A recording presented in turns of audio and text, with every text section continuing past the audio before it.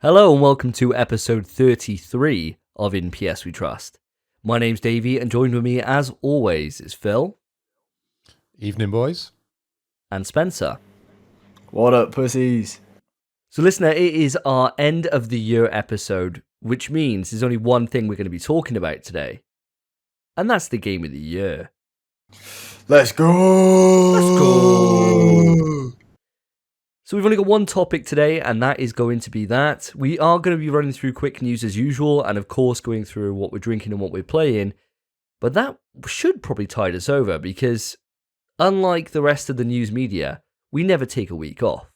So we're keeping on going, even though there's fuck all to really talk about this episode. But let's dive straight into it with the standard, what are you drinking? Spencer, we have to start with you. It's the law. Bring us in, mate. Hell yeah. Alright, well, boys, let me tell you. I've always been a man of the cheap shit, because that's who I am. However, Chris Kringle just came by, and he dropped me some bags. Bit of money. So the first thing I thought I wanted to spend my money on was some nice drink. And now Tesco, let me explain. What I bought was this. 1 litre bottle of Jameson's whiskey. Ooh. And yes, it's fucking it's divine. My mindset was I knew Tesco had a club card deal, which was 25 quid for 70 cl. And I thought, for Jameson's, it's not bad. It's not bad. But I went to see my friend Dan today. We had a cheeky pint, maybe two. And as I dropped him off, he lives next to an Asda. So I thought, you know what? I'll check how much Jameson's is in there.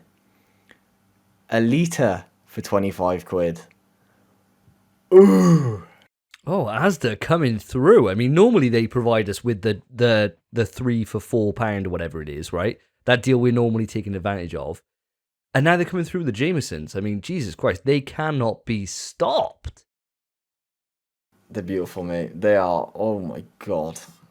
They're like Elden Ring right now. They could get in there. Jesus, mate.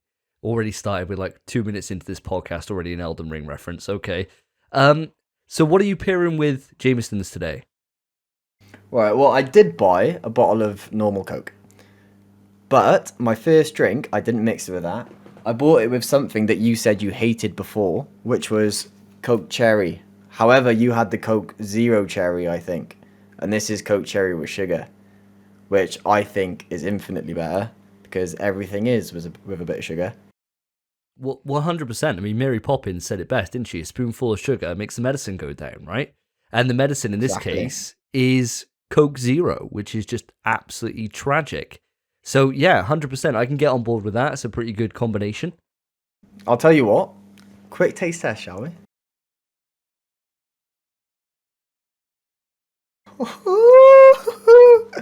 Oh my god. Yeah, it's beautiful. That's one happy boy right there. So what about yourself, Phil? What are you on today?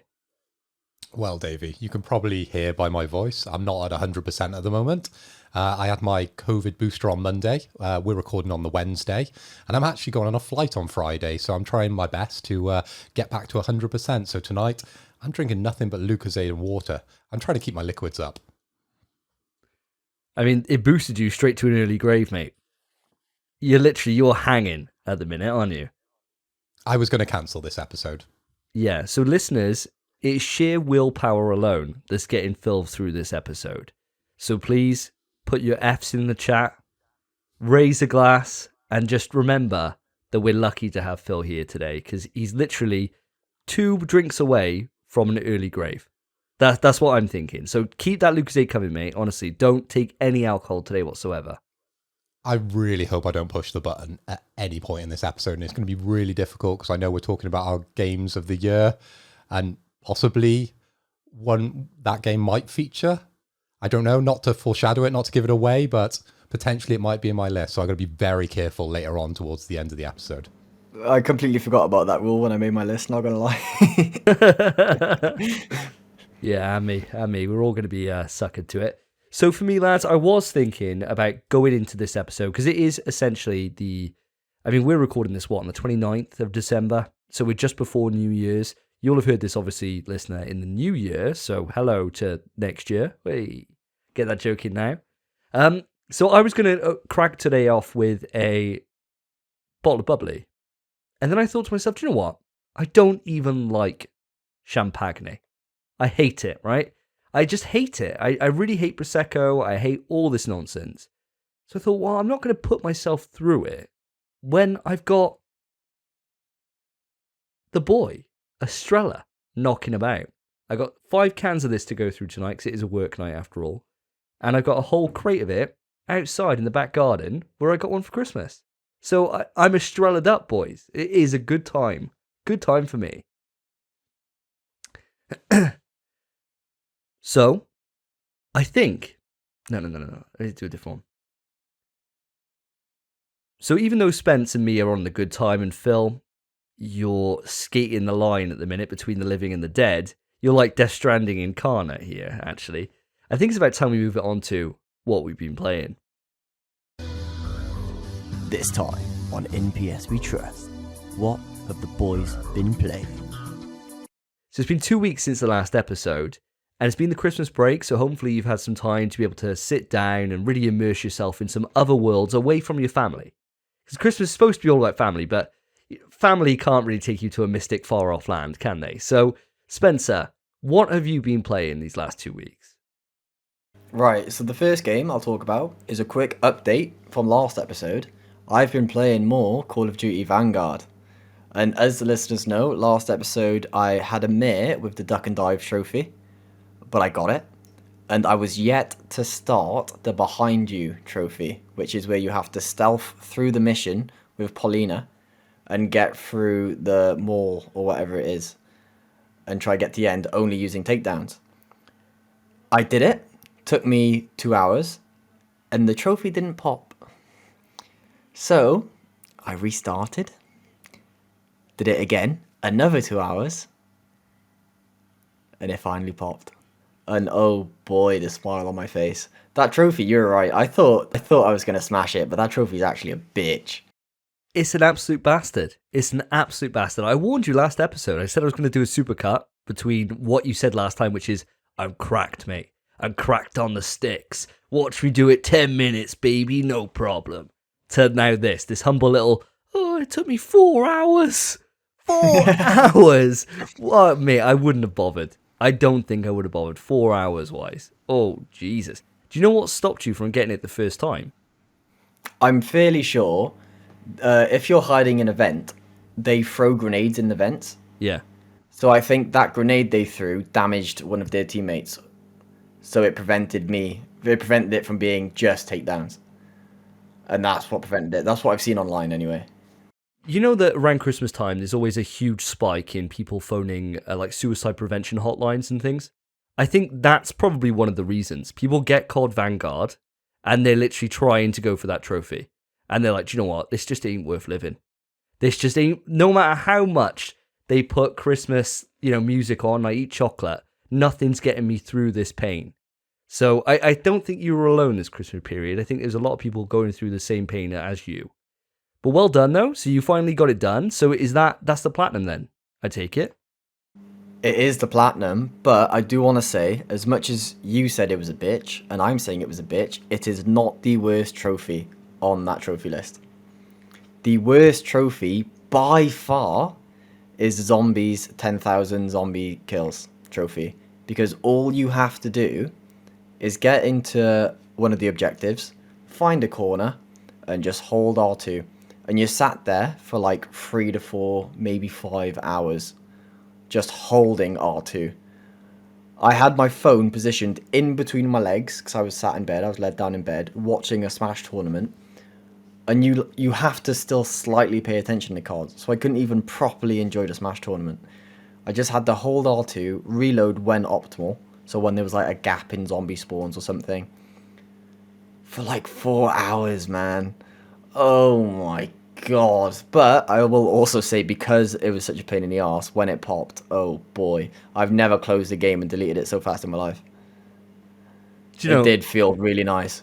Do you know, Willard reached out to me after the last episode, and he said, you boys with your trophies, he said, I'd never put 2 hours in, constantly reloading a checkpoint, trying to evade bullets, right, for the duck and dive trophy, whatever it is, the bombing one.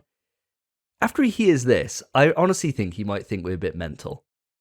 Because we've both gone through the same pain with this. But there is something to it, though, right? There is some kind of... There's just some grasp there that trophies have that I just can't quite explain. I can't put it into words, the hold it's got on me. It's being so close to the tip of the hill, and this is like the last little climb, and you know this sucks. It's a pain in the ass, but once I've done it, I'm there. I'm Rocky Balboa at the top of the steps, popping off, and I can tell my mum about my platinum. I mean, it's probably like what you know when you get to like Everest Base Camp, and they say, and that's quite high up in itself, and people say that can be quite tough, right? Just that initial climb. A lot of people just give up there. You've only got a little bit more to go. I mean, sure, it's only the top of the mountain and the highest place on Earth, but you're nearly there. You might as well just suck it up, haven't you? Don't matter if you lose all your fingers, your toes, your ass falls off from frostbite. Just keep going. It's the same pull for a platinum, I think. It's quite strange that Willard, who you mentioned, because he's been a long-time friend, isn't into his trophies, because I remember back in the day, he was the guy that used to collect all the dog tags in Metal Gear Solid 2. Like, he went to that extent with the game. He used to be completionist before trophies came out. So I don't know where that's fallen off for him. Maybe it's a time restraint now. I know he's got a son and everything else that sort of comes into it. But, for me, I've never been a big trophy guy, but sometimes it does push you into playing a little bit extra of the game. I like that they're there, but I'm not a trophy hunter, as you guys know. I'll tell you exactly what's happened to him. He went from collecting dog tags for no platinum to just only playing Dark Souls and cheating his way through it. He literally just goes on Reddit, looks up the most busted build, and he's like, there we go, that'll sort me. And he does that, and that's it.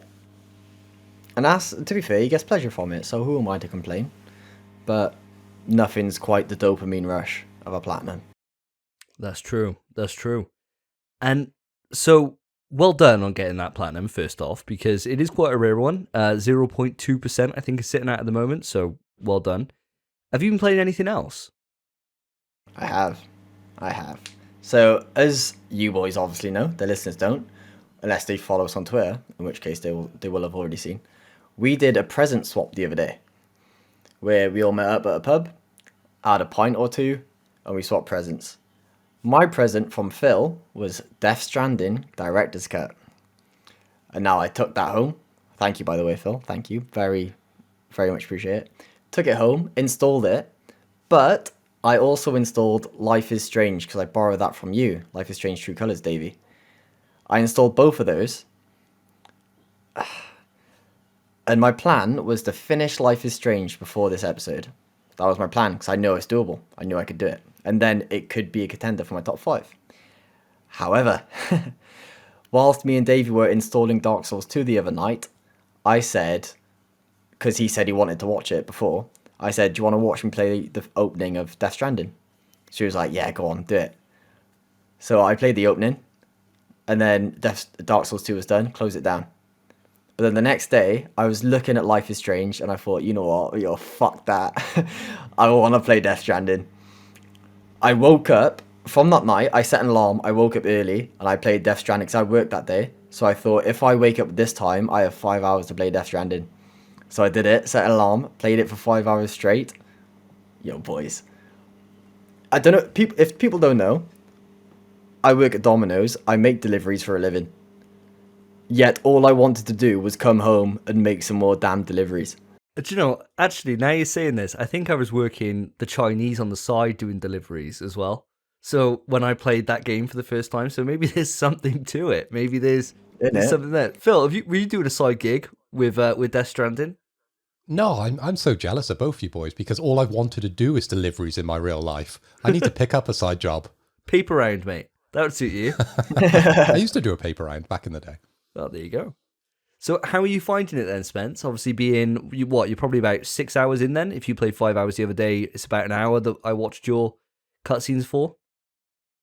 I think, I'm not sure if it was 5 hours. It might have been less, because I had to do stuff in between. I had to clean my room. I had to go get petrol.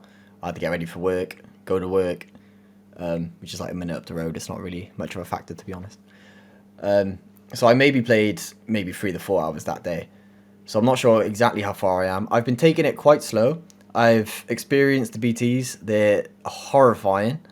I've got my little BB. Been chilling with him, soothing him, looking after him. Bless him, little baby. And I just got the part I'm up to, because I meant to play it all day today as well. But obviously I went out and met my friend instead. But I reckon I should have played Death Stranding. I'm at the point where I've just delivered the crystals. So I've just got the thing to collect crystals at the start. It says you need 1. But you find one, it gives you 65. I was like, yo, fuck this. It's like 20 round jar. I just get them all. Got them all. Went back. Got that done. And now I can print shit in my fabricator. And that's where I am. I saved. My friend said, do you want to hang out? I said, sure. So that's where I am in the game. And I am, considering you are mostly just walking around, liking other people's ladders and using your own, it's really fun. And it's a game where I sat down to play it without my headphones on, and I thought, what if the music kicks in? What am I doing? So I put my headphones on, and I thought, yeah, let's do it. It's good. It's a really good game. I'm really enjoying it. It's tame. It's very tame, but it's really like gripping. Like it proper grabs you and keeps you in, doesn't it? You're on about the chiral deposits. You are. Yeah. Grow out the ground like a gold hand. Yeah, you go gold along hands. and sort of collect them. But your sort of review makes me so happy. I was really nervous after you rated Metal Gear Solid like a 6. I was thinking this Hideo Kojima game, it's a bit weird. You're probably gonna not enjoy it to start off with, but hopefully you stick with it. But I'm really glad you've had a great experience with it, and you are 100% correct. You need those headphones on and you need that music up loud, because it makes a huge difference with that game. Damn right. I'm loving it so far, mate. Absolutely loving it. Oh, well, that's really encouraging, actually. Just like Phil said, it's one of those games that I wasn't sure how you were going to feel about it. And when I was on voice chat with you, I said, look, I'm going mute for this. I'm just going to let all of this just play out. I'm just going to... It's been a long time since I've seen that intro cutscene and seen kind of the little bits they kind of thread in there right at the start, which, come to fruition later. But more so, just how much world building happens in such a short amount of time. And it's a massive dump by Kojima. It's like just all is crazy, just out immediately on full show. And whereas when you said that Metal Gear Solid was a bit much, right, on parts, and you said it was a bit crazy, like a bit too like OTT at times, I was thinking, oh, Jesus, this game's like a whole other level, right? So that's really encouraging for you to come out the other side of that and be as positive as you are right now. I'm really happy for you. I really am. And I'll be looking forward to seeing how you get on with it, probably by the next episode, because you'll have, I imagine, made quite a bit of progress by then. I mean, I hope so. I'm a bit busy this week, but I hope so. I really just want to do nothing, catch COVID, stay home, and play Death Stranding. That's all I want. Try and aim to get towards the part where you go on the boat and you get to the next set of cities, because at that point the game does open up quite a lot. I think that'll be a nice point to get to, considering where you are at the moment. I'll try my best. So Phil, you love Death Stranding. I'm sure you've probably been playing a little bit of it. Has there been anything else that you've been playing? Well, outside the normal of a little bit of League and a little bit of Death Stranding, I've been digging into Square Enix's Guardians of the Galaxy on PS5. You got me that for Christmas, Davey. Thank you very much. We exchanged that at the pub, didn't we? You gave me Guardians of the Galaxy. I gave you Guardians of the Galaxy. It was great, mate. It was perfect, because it's been sitting there on my shelf, staring at me for about a month. And the amount of times I've said to Spence when we've been on voice chat, been like, yo, if I just open this and just say I forgot that we were trading, would he know? Would he care? The amount of times that I toyed with this, it's been like a devil on my shoulder. It's like, just play me now. Play me. And I've been doing other things, trying to distance myself from it. Oh, I'll dive into Deathloop. I'll dive into this, just so I can stay away from it. And it's finally on my shelf now. I can dive in, and I haven't yet. So I really want to hear how you're finding the game. You have no idea how tempted I was to sort of give you the PS4 version of the game. So you would give me the PS5 version. I'd be like, oh, brilliant, because we wrapped them both. And I'd pass it over and be like, mate, you probably want to unwrap that a little bit later after we leave the pub. Unwraps it, PS4 version. I'd have been fuming. I'd have been absolutely fuming. I'd been driving round to your house later, coughing all over you, I would. Straight up. I'd be like, I don't even think I got COVID, but just cancel your holiday, fam. You're staying home. Christ, that would literally be the worst thing ever. I've been so careful. I wear a mask everywhere. And yeah, I don't want to catch COVID. Last couple of days, fingers crossed for me. Obviously, I've been getting over my booster the last 2 days. Yesterday, I couldn't get out of bed. I was so bad today. I've had the headaches, but a couple of paracetamol, and I've been straight on playing the first couple of hours of the game. It's very enjoyable. There's constant jokes and references, as you'd expect from a Marvel game. And I'm loving it, right? I'm really enjoying the game. I wouldn't say, in my experience in the first couple of hours, there's a lot of game yet. It's mostly been story with some small combat sections, which basically try and teach you how to use all the different people within your squad and sort of how that combat sort of works, and where you can sort of bring in Drax for like a heavy attack, or you can bring in Groot and he can like root someone down and sort of do all the team up battles. The enemies so far, probably not the best. I've taken on some blobs. I've taken on some square blobs, a weird ass thing with tentacles, and a dog with a frozen tail. Nice. I mean, you gotta love a blob. I mean, that's what Dragon Quest's all about, isn't it? Little blobs. So I getting love those little slimes. exactly. So getting some square ones in there. I mean, bloody hell, why not? Why not? I suppose, is it a little bit too early to see why this won the Game Awards Best Narrative? Are you kind of getting any vibes to show that why this would have won that award, or is it a bit too early yet? Oh, that said, the story is incredible, right? It's really opening up as I'm going into like further chapters, and like all the characters sort of add things into it. And I've sort of met two kind of big kind of enemies, or I don't know if they're enemies yet, or they might turn out to be enemies. Two sort of pivotal characters within the story, I'd imagine. So yeah, definitely I can understand why the story is spoke about with this game. But when it comes to the game itself, I'm seeing a lot really in the few hours that I've played. No, fair, and to be fair, brilliant. I'm really excited to get to it myself. I can't wait. And so hopefully by the time we get to the next episode, I'll be able to chime in on this, and we'll be able to have some good back and forth about how we're finding it, what we think the weaknesses are, what we think the strengths are. It's a shame really that because we've left it as Christmas presents, that we're not able to include it as part of our Game of the Year discussion for this episode. But I mean, what we can do, guys, and for the audience especially, is when we actually get round to completing this game and getting it done, we can kind of let you know if it would have had any impact on our overall lists, because I think it could be a contender. Look, seeing what I've seen so far, but obviously I have no idea just yet. I think that's fair, because this game has bags of potential, and I really mean it. I've been hooked all day. It's been something nice just to zone out to. It's not an intense game. I'm not there sat playing League, for example, or using my brain too much. I'm just along for the ride and enjoying the story, as I said. So yeah, we'll keep you up to date, listeners, on how that plays out. So for me, guys, there's a couple of games I want to talk about, but first I'll give you an update. So Deathloop, if you remember rightly, I was 94% the way through the trophies on that. I did one more loop and got the platinum. So that is done. Deleted off the hard drive, removed. And Spencer, I think have I lent that to you now? Can't remember what I gave you. I lent Life is Strange and Deathloop, yeah. Awesome. So you can have a go on that and see what you think. See if it kind of matches up to my rating that I gave it last time, which is about an 8 out of 10. So good game, not fantastic. I've got 2 games to talk about now. And the first one, I definitely went in with the expectation thinking that it wasn't going to be fantastic. And that was Godfall. So me and Spence met up and we decided to dive into Challenger edition of Godfall, which was free on PlayStation Plus for this last month. And listener, that basically puts you at level 50, so the max level. You dive in and you do all the end game content, which is apparently all the best stuff. Now, when the demo when the game started, it puts you into like a story kind of mode. And you're in that for about 45 minutes, 45 minutes around about there. And it was really good. And I was actually really surprised about it. Really surprised.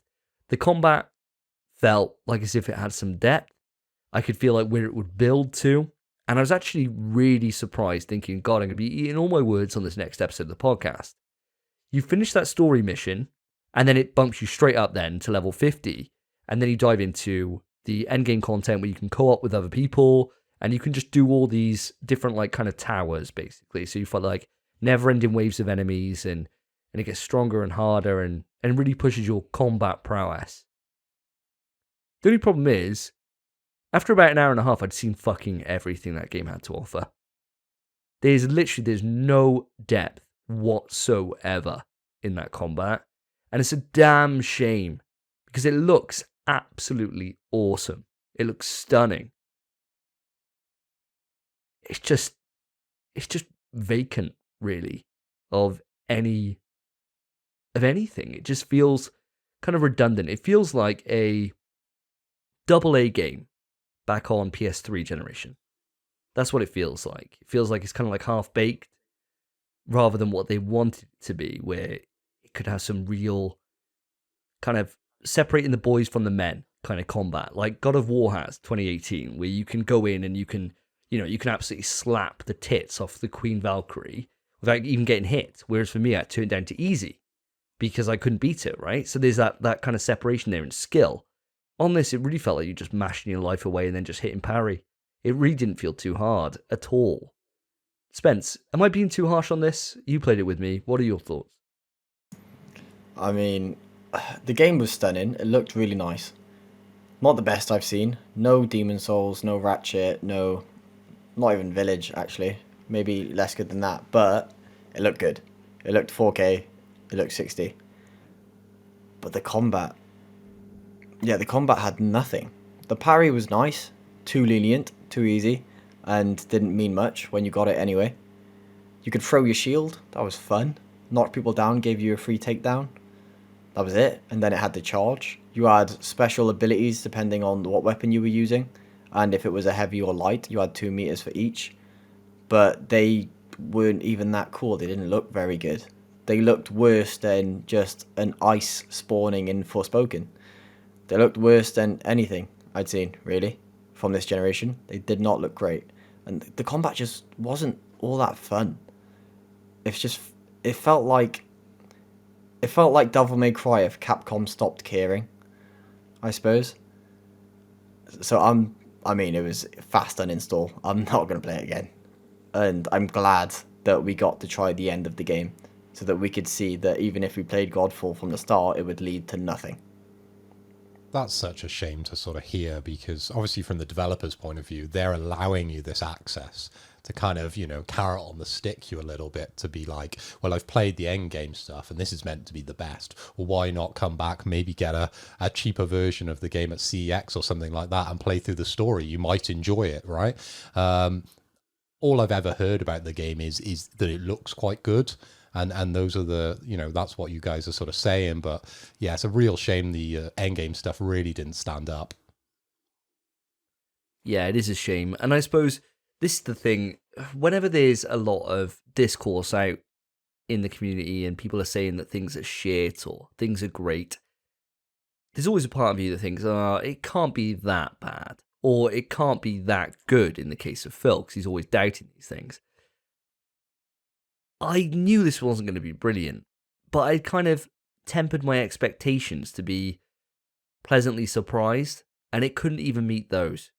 So I am actually quite gutted, really, but never mind. Thank God it was a PS Plus freebie, so it's nothing that I actually paid for, The other game that I want to talk about, and this one I think is going to actually be a little bit controversial, because I played Metroid Dread, lads, and I did what I said.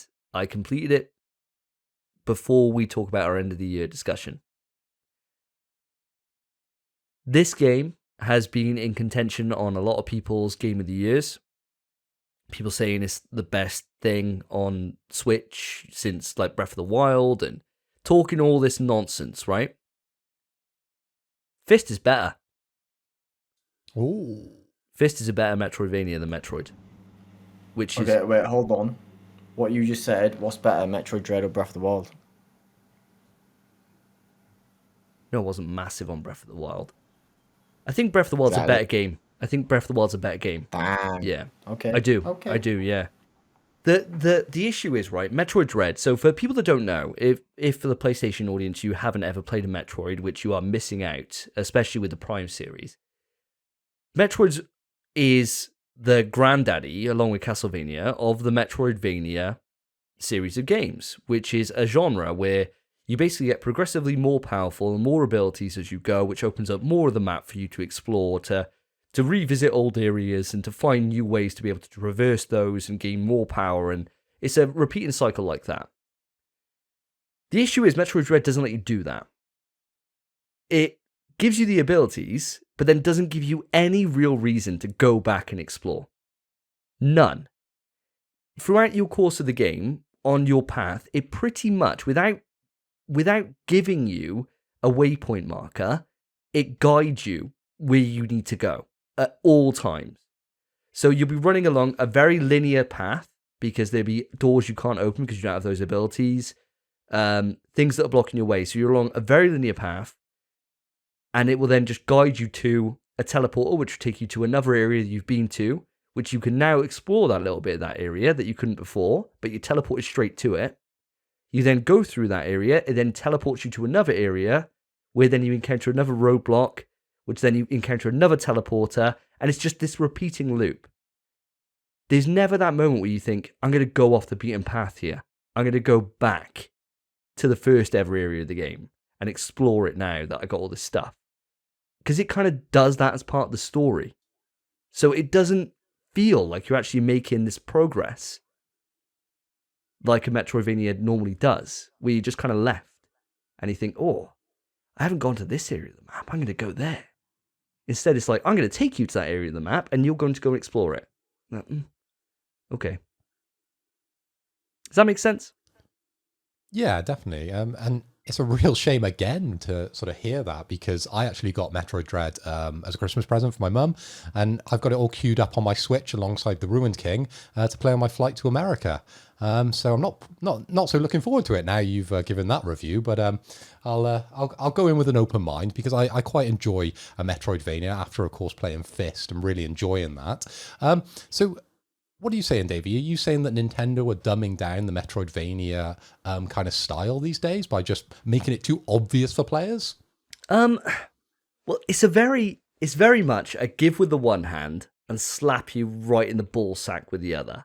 Because this game is one of the most challenging games I think I've played in a long, long time. I died more on this than any game I can think of in recent memory. Literally any game. The boss fights in this game are insanely good. They're incredible. They're actually some of the best bosses I think I've fought in probably since Dark Souls 3, maybe. They're incredible. They're literally the best bosses I've fought in about 5 years. Easy, hands down. And they're ball-punchingly hard. I didn't beat one on the first time. Not one. And most of them I beat on about fourth, maybe fifth try. And then I felt like, oh, I'm sick now. But there's a lot of abilities. There's a lot more abilities than there are in something like Fist. There's a lot to keep track of. And the bosses are all so varied from each other. You need different ones to be able to beat different things. But you don't know that until you start getting into these multi-phase boss fights. So, as much as you say about dumbing it down, yes, the Metroidvania style of it is a lot more dumbed down, a lot more simple, and not as rewarding as past Metroid games or past Metroidvanias. I think Hollow Knight does it way better, for example, or Guacamelee. I think both of those two do it way better than Metroid Dread did. But in terms of the combat and the bosses, sensational. Absolutely sensational. It's a great fun time to play the game. It took me about 6 hours to play it in total, 6.5 hours I think it was, my in-game time. And I loved that time. I really did. But I feel like it kind of failed at what it's actually supposed to do. Now, there is one reason for this. I don't want to stay on this for too long, but I feel like it's worth labouring a point because, spoiler alert, it's not coming up on my list later on. There's enemies in this game called Emmys, and they're the reason why the game is called Metroid Dread. And what happens is you go into these specific zones, and it's called an Emmy zone. And it's a killer robot that you can't do anything about. You can't hit it. You can't do anything. You just got to run away from it. And if it grabs you, you die in one hit. You die immediately, unless you get off a counter, which is randomized, so you can't learn it. You have to react, and it's literally like a one frame. So when you get it off, you feel like a fucking god. But I must have been grabbed probably like 75 times maybe over the game, and I got out about 6, 7 maybe. It's solid. It's solid. Most of the time you're dead. When you get it off, you're like, oh shit, I got it off, let's go. But most of the time you're fucked. And they're supposed to create this moment of tension where you go into one of these Emmy zones and you think, it's going to spot me, right? It's going to come after me. It's going to be chasing me. But instead of giving you that kind of, that fear that you get when you're being pursued in, say, Resident Evil 2 or anything like that, you don't get that. You just get frustration. And I just got annoyed by it. And I just thought, you know what? This is just hampering me actually playing this game because the movement's brilliant on it.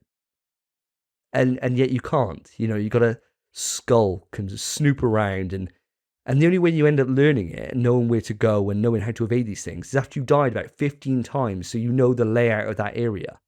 It's just annoying. It's just really annoying. And I think for people that like that, they'd probably rate this game really high. But for me, it's its biggest detractor. And it really took it down for me. So, most people have been rating this game in the 9s, 10s, run about there, high 8s. I'd say an 8 out of 10, flat 8 out of 10. I enjoyed my time with it. 6.5 hours was enough. I wouldn't want it to go any longer, and I have no drive to go back through that map and 100% it, which is something that Fist made me want to do because of how fun it was. Aren't you glad Nintendo haven't introduced trophies yet? Yeah. Yeah, and that's the thing. Maybe if there was trophies, maybe doing that and forcing myself through it, I'd find a deeper level of appreciation. But not having that, right, and bouncing at the point I have bounced after beating the final boss and just being done with it, I'm left on this thing where I'm like, do you know what? It's just not as good as I thought it was. As good as I hoped it would be. But people will probably say that I'm just a Sony fanboy, but I don't care. I've been a Metroid fan for forever. So this is a real shame for me. I was gutted about this. Really was. But that's it then for what we've been playing. So I think it's time, boys. We move it on to quick news. Quick news.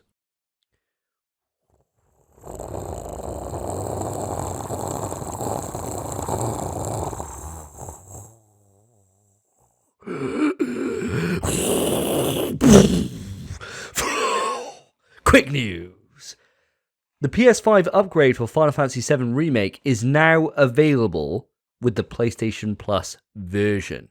It was given away a few months ago and there was outrage because they did you all in. You had to buy it to be able to get that sweet 60 frames per second 4K goodness that all of us who bought Final Fantasy VII experienced. You're all joining the party, which is great news. And the Yuffie DLC is on sale as well. So get on it. It's 25% off. If you got the game, you enjoyed it, you enjoyed the base experience, it's worth playing another game through now with these upgrades because you need to at least do 2 for the Platy. And now you can get that DLC as well. Why not do it? You say why not? Are you going to do it? One day. It's one of those games that one of those games I'll get to and I'll go back through for the platinum at some point. It's just when part 2 is announced. Probably a bit closer, yeah. Because I mean, I love the original, but it's finding the time, isn't it? There's too many things on the backlog.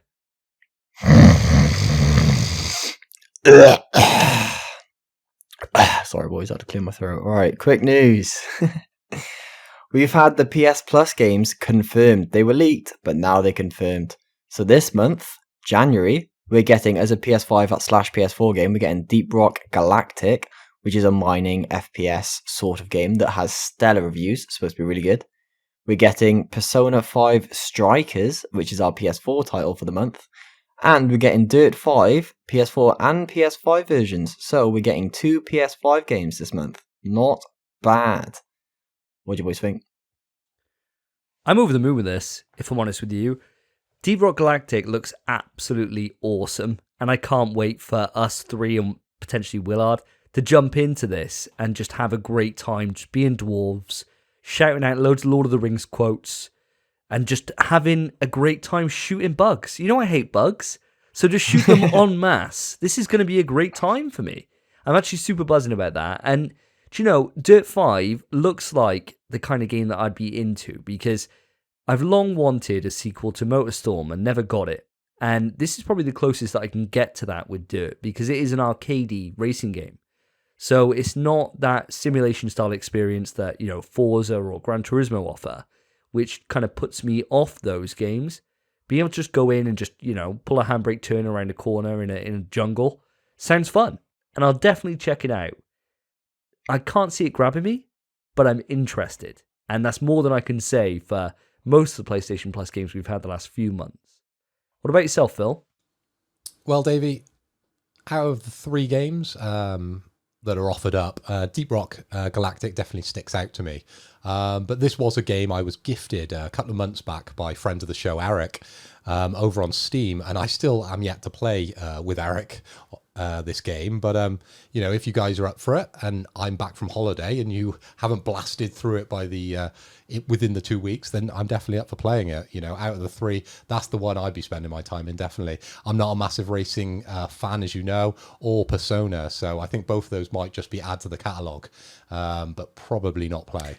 Spence, I know you were a massive fan of Persona 4 and Persona 5. You kind of got quite far and then stopped. Now, I don't know anything about Strikers. Do you know anything about this at all?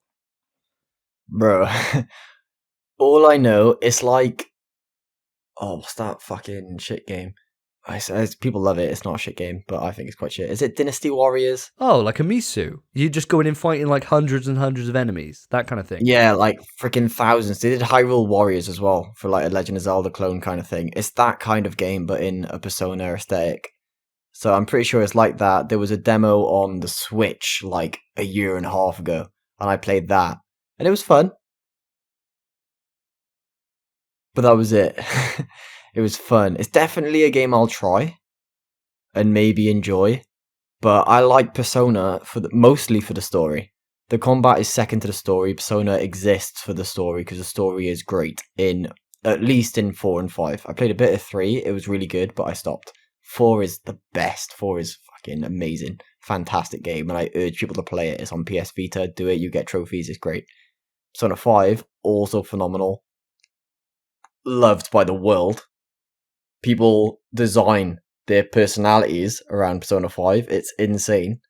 But I enjoyed it, and I stopped because I got other games, and I started playing with friends, which Persona players don't have.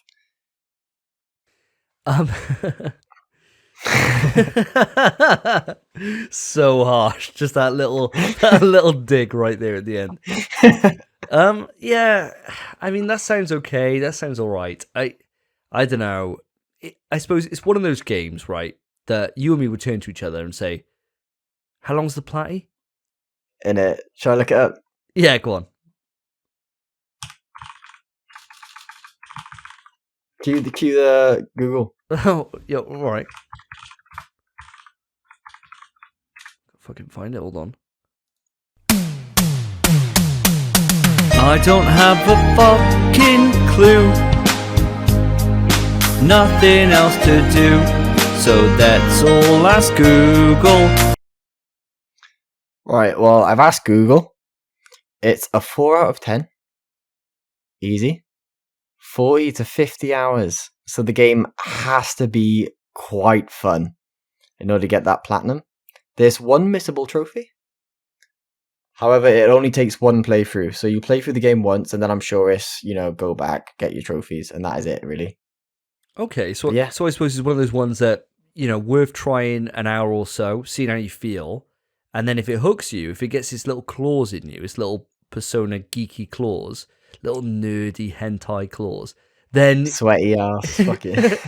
then you're good to go and you can go and enjoy yourself. Fair enough. Okay. Well, I suppose it's fair to say that this month is probably the best month we've had in about 6 months, I'd say, on the PS Plus library. I'm not playing the jingle again. Okay, so I've looked it up. I think the month that is most comparable to this month is March. And in March, we got Maquette, which you and I, Davey, really liked. Phil, you fucking spent an hour in it. So, didn't like it. FF7 Remake. And Remnant from the Ashes. Oh, that's a fucking class month. Okay, yeah, that's a brilliant month, that is. Okay. All right, yeah. So it's been a long time since we've had a month this fucking juicy. So you guys remember, all you have to do, these games come out on the 4th of January. You've got until the end of January to redeem them. Make sure to go on, even if you're not interested in playing them now, add them to your PlayStation Plus library, because they are always there for you to redeem at any point in the future, as long as you're a PlayStation Plus member. I was kind of hoping that I would sneeze. I know I could have said great news, but I don't need to sneeze at the moment. I've been sneezing all What podcast. is up with these fucking disgusting intros? So that Mate, this Spencer because of me. started? It's funny, innit? Pull out a nose here, mate. It'll make you sneeze. Oh no, I'm not doing that. I'll just do a normal one.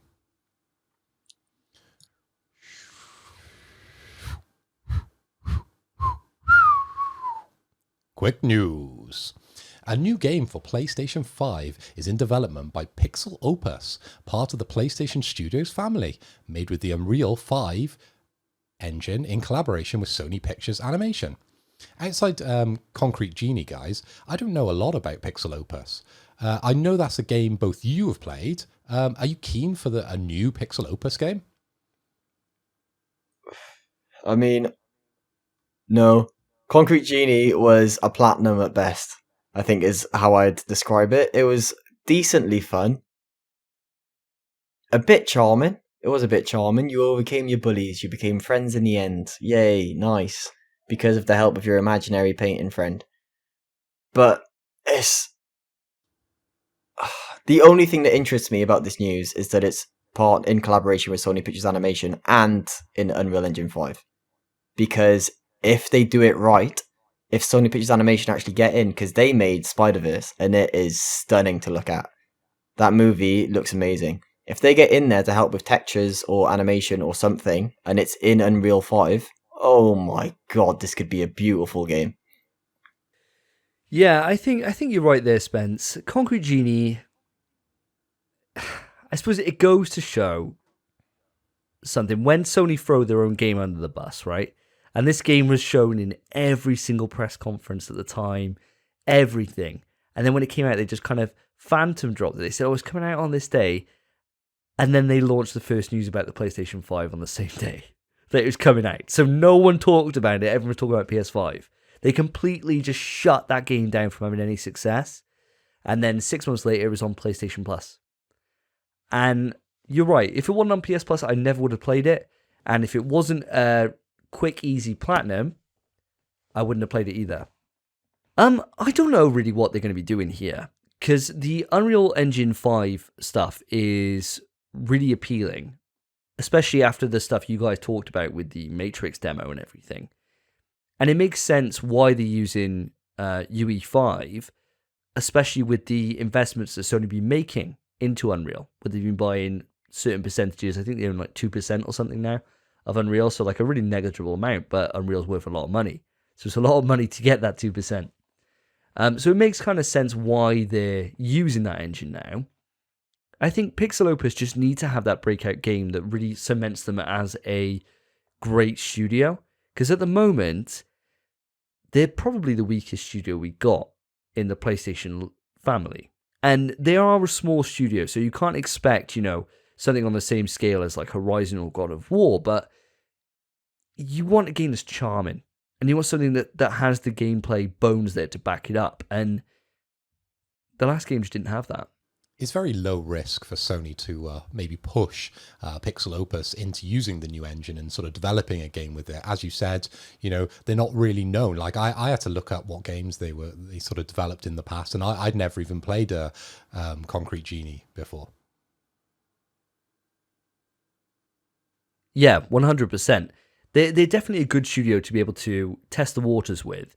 But they're also, because they're so small and they're such a small team, they only formed in 2014, if I remember rightly, internally from Sony. So like kind of breakout developers who were working on different things, and they formed their own little studio inside Sony to do their own projects. So Sony had a lot of success back in the PS3 generation with Giant Sparrow, who were a small independent studio that worked with Santa Monica. And they did games like Unfinished Swan and What Remains of Edith Finch, which are both like really kind of critical hit indie games. I've played both of them. They're both really, really good. I enjoyed my time with both of them.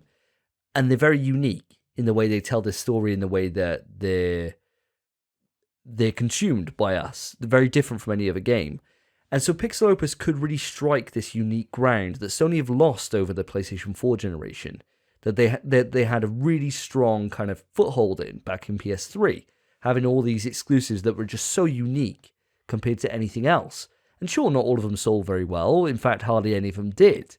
And a lot of them were cannibalized by their bigger projects. But it's only going to do Sony good to get back into that space, because that's the kind of thing that breathes something like Journey into the world, which is one of the best games of all time. So, I'm not saying that Pixel Opus could become that, but there's a possibility, and I always hope for the best. So I'm up for giving them another chance and trying out their next project. And if they get in the backing, like you said, Spence, they get in some of the the big dick players up in here from Sony Pictures and get some like quality animation, some quality texturing, or just getting some ideas for a really unique art style, I'm on board for it. I'll be excited to see what they're working on now going forward, especially as this is pretty much confirmed. And so, following that piece of quick news, it's time for us to move it on to the topic. Stop! Topic time! Okay guys, so as we've already said, it is our Game of the Year discussion. So, I've asked you guys to come up with your top 5 games. Now, we're doing this very different than we will do next year, because we are doing it from the start of the PlayStation 5 up until now, which is the 29th of December. And the reason why we're doing that is because last year, we were only about 5 episodes into the podcast when we did our Game of the Year, but we capped it at the start of the PlayStation 5 coming out. So I think it's only fair for us not to skip out some of the games that came out on the release date of the PlayStation 5, and to be able to actually give them a bit of shine. Because last year, if you remember rightly, our Game of the Year was The Last of Us 2. And so we set a high standard last year. It's a fantastic game. I can't wait to see what we're going to come up with. So we're going to go around in a circle, our top 5 games. If it comes up and it's in your list as well, we'll all talk about it there. Don't give away your position, so we get a little bit of mystery as we go further on into the show. And what we'll do at the end, we'll collate our scores and see what we're going to award as the Game of the Year from In PS We Trust, a PlayStation podcast. Spencer, let's start with you. Give me your number 5.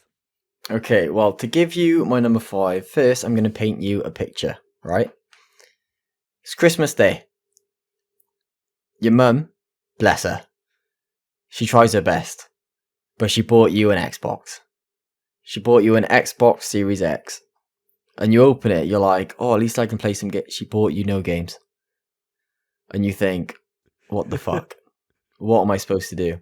And your mate across the road, or your brother, let's say your brother, your twin brother who likes Xbox. She's like, got you a PlayStation, son. Again, no games. But guess what? He can fucking play Astro's Playroom. That's my number 5. I don't know if you lot would count it as a game, but getting the PS5 and the feeling, oh my god, of getting to play Astros, so sick. Yeah, Astros for me, what a superb game. It's definitely a game, it 100% is. And you're right, that moment where we'd both gone to our midnight launches, you in Newport, me in Cwmbran, the holy city. I'd picked it up, got it home, and we just dived straight onto voice chat, straight into Astros, and you were like, yo, bro, feel that wind. Have you done the wind yet? And I'm like, yo, Yeah. have you felt the rain? Have you felt the rain? And we were just going mental for it, absolutely mental for it. And it was both our platinums, wasn't it? Our first ever platinums that we got on the PlayStation 5 was that night, launch night. Superb memory, absolutely superb game.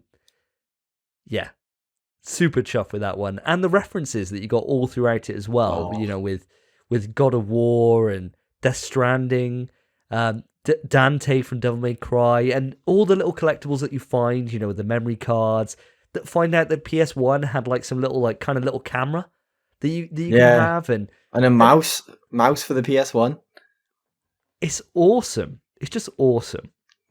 Fantastic choice. Phil, have you got any thoughts on this one? Well, I was going to say to Spencer's story, it could be worse that their parents actually bought you just an Xbox T-shirt, even though you do like a PlayStation podcast. That'd be so much worse, wouldn't it? This seems oddly specific. My mum, bless her heart, she literally bought me all these T-shirts, and then yes, I had an Xbox T-shirt. I literally just looked at her and said, "Is this a joke?" No, I like the colours. Get out, mum. get out. She's dead to me now. I'm not gonna lie, Absolutely that loved it. story is the inspiration for the story I just created. Absolutely loved it. Fair play. Well done to Davey's mum for doing that. Hilarious. To go back to Astros, I was actually quite reluctant to play Astros because it's a free game on the PlayStation. It wasn't the reason I bought my PlayStation 5. And when it came through the door, I had Miles Morales on launch, and that was the first game I sort of played through to completion before I actually delved into Astros. But once I did, with a bit of encouragement from you lads, I ended up really enjoying it. Yeah, it's a great showcase of, what the PS5 is sort of possible. It sort of introduces all the different things that are sort of going on with it, including all the things on the handset and the DualSense. And it definitely brought back some great memories because I've been a long time PlayStation fanboy. I've had every console and a lot of the different peripherals through all the ages of PlayStation. So it was really nice to take that trip back in time with that game. That game's phenomenal. And the fact that they added just the speedrun categories to that game, the speedrun game modes, I spent 10 hours in Astros. It only took me 3 or 4 hours to platinum that game, but I spent another 6 hours just because I love those speedruns. Oh my god. The motion on the monkey where you're doing this, literally just doing this and just hoping you get a fast time. It's really fun. It's all great other than the touchscreen. Touchscreen's a bit shit. You and your missus were just addicted to that. And I mean, for me, I got the Platty, I was done. Right? I'm not that competitive on speedruns. I'm not that good at speedruns, if I'm honest with you. And so when you're naturally not very good at something, you're like, I'm not interested in this. Even though if I want friends with you, Spence, I'd probably end up thinking I was cracked, right? And so I'd probably want to do more of them. But seeing your time and be like 20 seconds faster than me, it's just disheartening. I thought, Bro, it was like 4 minutes faster than you, hello. I was like, yeah, fuck this. I hate speedruns. That was one of my favorite times with PS5 because it was a case of I would speedrun and get a really fast time, and my missus would spend like 4 hours or 5 hours trying to beat my time, and she'd beat it and then be like, I finally beat you. A notification would come up on PS5 being like, Giolu Rich, or within the list, like whatever her name is, just beat your time. Do you want to like press home to beat their time? And it'd take me like 10 minutes. And I'd beat her time, it'd take me 10 minutes, and then she'd be like, fuck you on Facebook. She'd be like, fuck you, I finally beat you, fuck's sake. And then she'd spend another 5 hours trying to beat my time, and I'd just do it again and do it again. Her time is probably like quadruple mine in the Astros. You were a force to be reckoned with. But great choice coming in at number 5. What about yourself, Phil? What's your number 5? My number 5 is Fist. This one made my list purely down to how much it grabbed me when I first started playing it. Admittedly, I don't give indies really enough notice. When I'm choosing my games, I've only got limited time to be able to play games as much as I have a massive collection and a massive backlog. I tend to only just pick and choose kind of the big titles to play, or going off your recommendations, Davey, year on year, which have been To be fair to you, pretty good. Pretty damn good. For those who don't know, Fist is a Metroidvania style game where you take control of your hero Rayton and his massive fist, and you take on a mafia, the rebellion, and the Legion of Torch City. The combat is super in-depth, and it's more akin to a fighting game. The art style and soundtrack is outstanding, but the only thing that really lets it down is how the story is sort of delivered, and we've mentioned this on previous podcasts, but I think that's more down to a budget issue more than anything else with the game. Yeah, 100%. It definitely was the one area that was really lacking on Fist, because like you said, the combat is superb. As soon as you unlock the ability to do a counter, and it turns into third strike, there's just something so good about having a brilliant counter system in a game. And I think out of all the games that came out this year, Fist was the one that I've clipped the most, I think. Just from having moments in combat where you're just sourcing an enemy, they throw something out and it's like the Ultra Instinct music's kicked in. It's like da na na na na na na na na na, and you just block every single attack. Ba ba ba ba ba ba. You feel like as if you're playing, fucking. You feel like you're in the Evo Moment 38 or whatever it is. You feel like you're in that zone. There's something so hype about that, and the game was in my most anticipated games of the year after the game that can't be mentioned, Village. And it lived up to it. It was a superb game. Start to finish, got the platinum. Loved my time with it. Absolutely loved my time. Brilliant. Absolutely brilliant. Spence, how about you? I know you played a little bit of the game, but didn't get on with it, did you? You sort of got to a point and then sort of just dipped out. Maybe that's down to all the other games that you sort of have on your plate. Do you think there's ever a time where you'll revisit Fist? I know we spoke about a big update that just hit the stores. It's not a game that's really on my radar, and I was looking forward to it before it came out. But as soon as I started playing it, I just thought, I like cutscenes in a game. I like good, pretty cutscenes. I like story. This game didn't have them. This game had cutscenes. They weren't pretty. It was literally just in-game, camera zooms in, that is it. Which is fine. It is fine. But the game has to do more, I think, if that's the cutscenes. It has to have something special about it. And for me, it didn't have that. So I think it would take either a lot to bring me back in, or I would have to just have nothing going on and have COVID and self-isolating and have no friends. I don't know. Or, I suppose me and Davey can keep mentioning it every episode until you do play it. A lot like the games that I end up playing because you guys mention it all the time. So, it's on your list, Spence. It's a winning strategy. It doesn't fail. Just keep badgering until they get to it. I mean, Spence just started Death Stranding, for fuck's sake. It was bought for me, to be fair, though. It only took him 32 episodes and for someone to buy him the game for him to play it. Perfect. Exactly. It works every time. So for me, my number 5 is Tormented Souls. So Tormented Souls came out August 27th of this year, developed by P-Cube, or published by P-Cube anyway. It's kind of an indie game, really, more so than anything else. And it's a return to classic survival horror in every single way. I'd originally seen this game on a Facebook video, and I was so intrigued by seeing the kind of style of survival horror that I really vibe with, like early entries of the game that can't be mentioned, with the fixed camera angles, what I thought would be a limited inventory, and kind of horrific environments, which were dimly lit, where you had to use a bit of willpower to be able to solve puzzles and get through, rather than things kind of being given to you or being told to you. And I was fortunate enough this year to get it as a review copy, and I reviewed it on my YouTube, and I haven't had an experience like that in as long as I can remember. Being thrown right into the thick of it with no guides, with no information out there to be able to help you through, and the puzzles to be brutally hard and really challenging.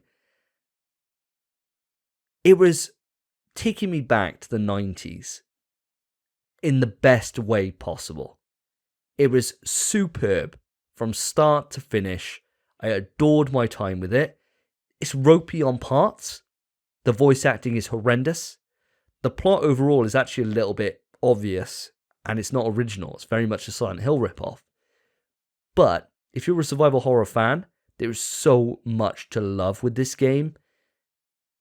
It's superb, and I would 100% recommend anybody to try this game out. It's currently only $11.99 on the PlayStation Store. Get on it, check it out. Spence, I know you ended up watching a lot of this game through with me while I was playing it. I had you on PS Chat, my wife Lottie in the room with me, and we were all working it out together and all playing it through kind of through me. What are your thoughts on it? My thoughts, it looked sick, and again, you said the story's obvious and the cutscenes weren't great. Anyway, so I didn't really care too much about the story as is. I was kind of just watching for the experience, watching to help with the puzzles, because the puzzles, like I saw, were actually very challenging. They were really hard. So I really enjoyed helping out, and there was even times where, like, you and I, at this point, we're vets of the game we can't mention. We're veterans, and we know puzzles like the back of our hand.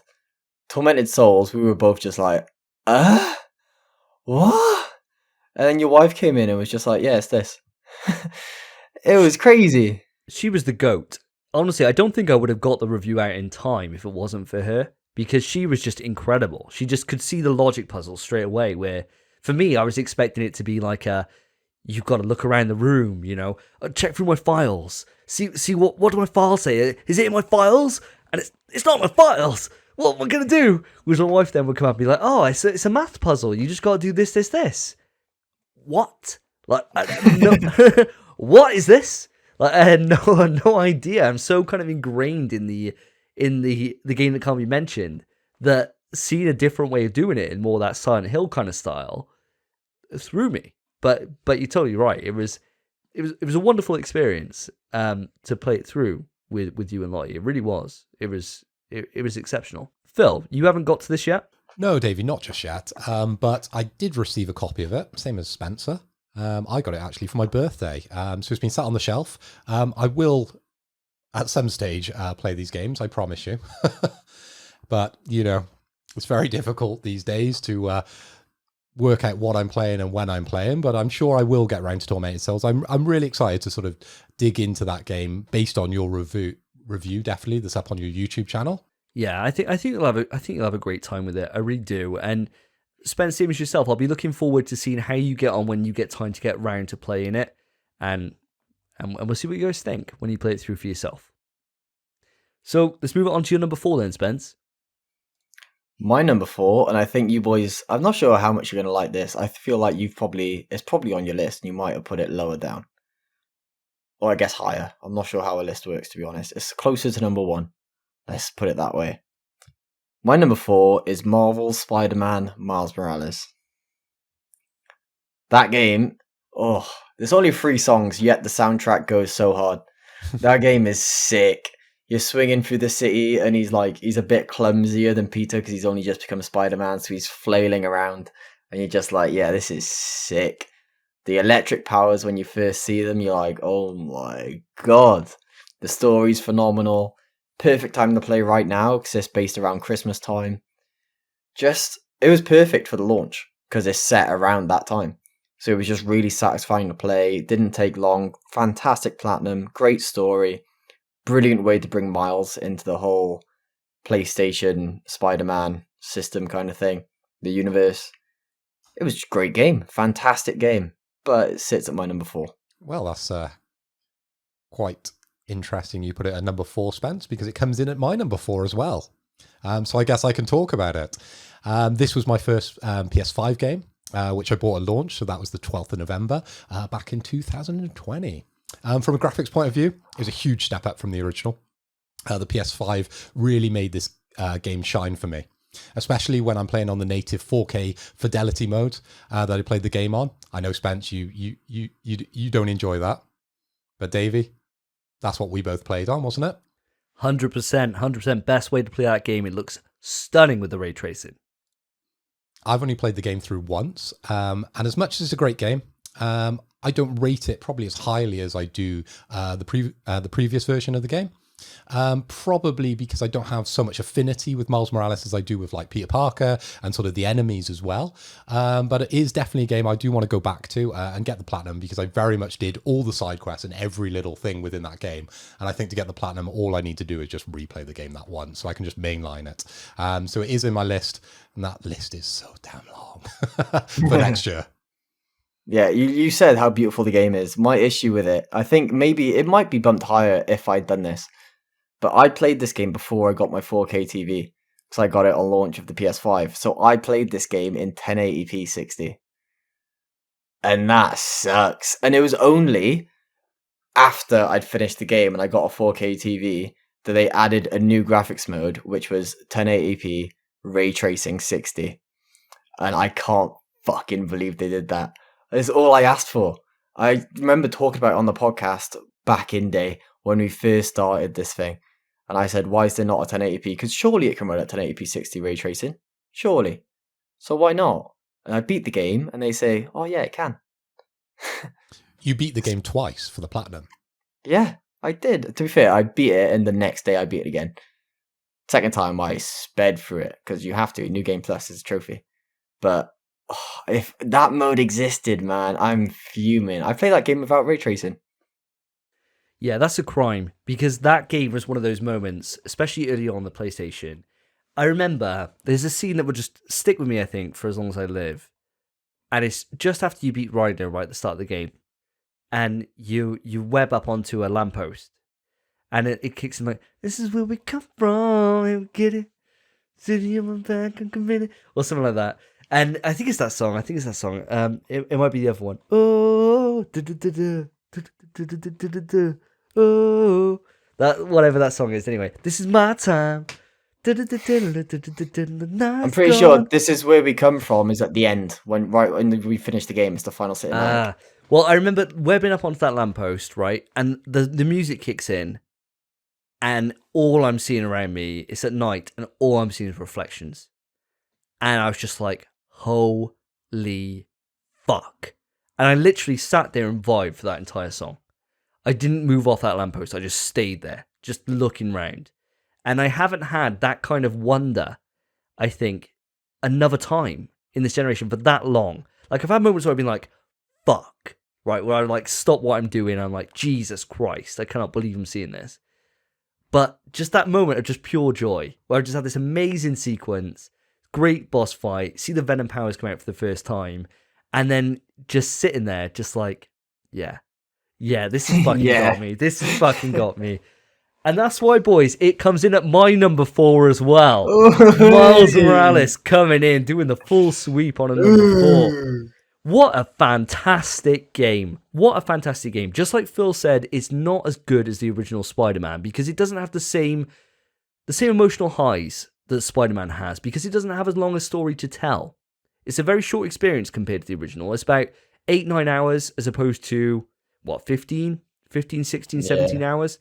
So it's a lot shorter, but in the time that it stays there, it's perfectly paced. There's not one moment that you think, God, this is dragging on, or, oh, this is getting annoying. It does everything in such a clever way that by the time you wrap it, I had to go back in and play it again. I had to. And it wasn't just for the platinum. I just enjoyed playing it through again. I absolutely adored it.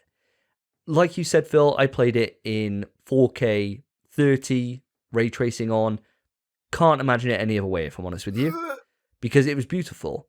However, in saying this, because I got Spider-Man Remastered, now they got that mode that you're on about, Spence, that kind of like midway point.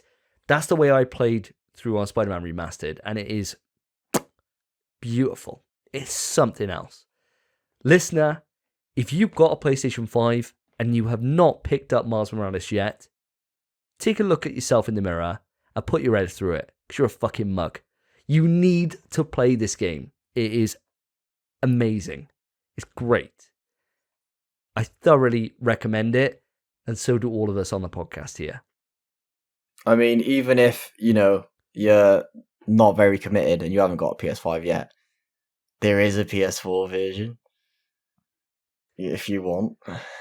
I mean, if you're looking at upgrading, it depends on how long you want to wait, right? Because the game's going to be great on PS4. Spider-Man was great on PS4. It's just that the ray tracing is nice. Like, really nice. Really nice. If you got the PS5, why not go for it? And now there's been enough time where people have taken that game back to CEX. And I know we always shout out CEX on this show because we bloody love them.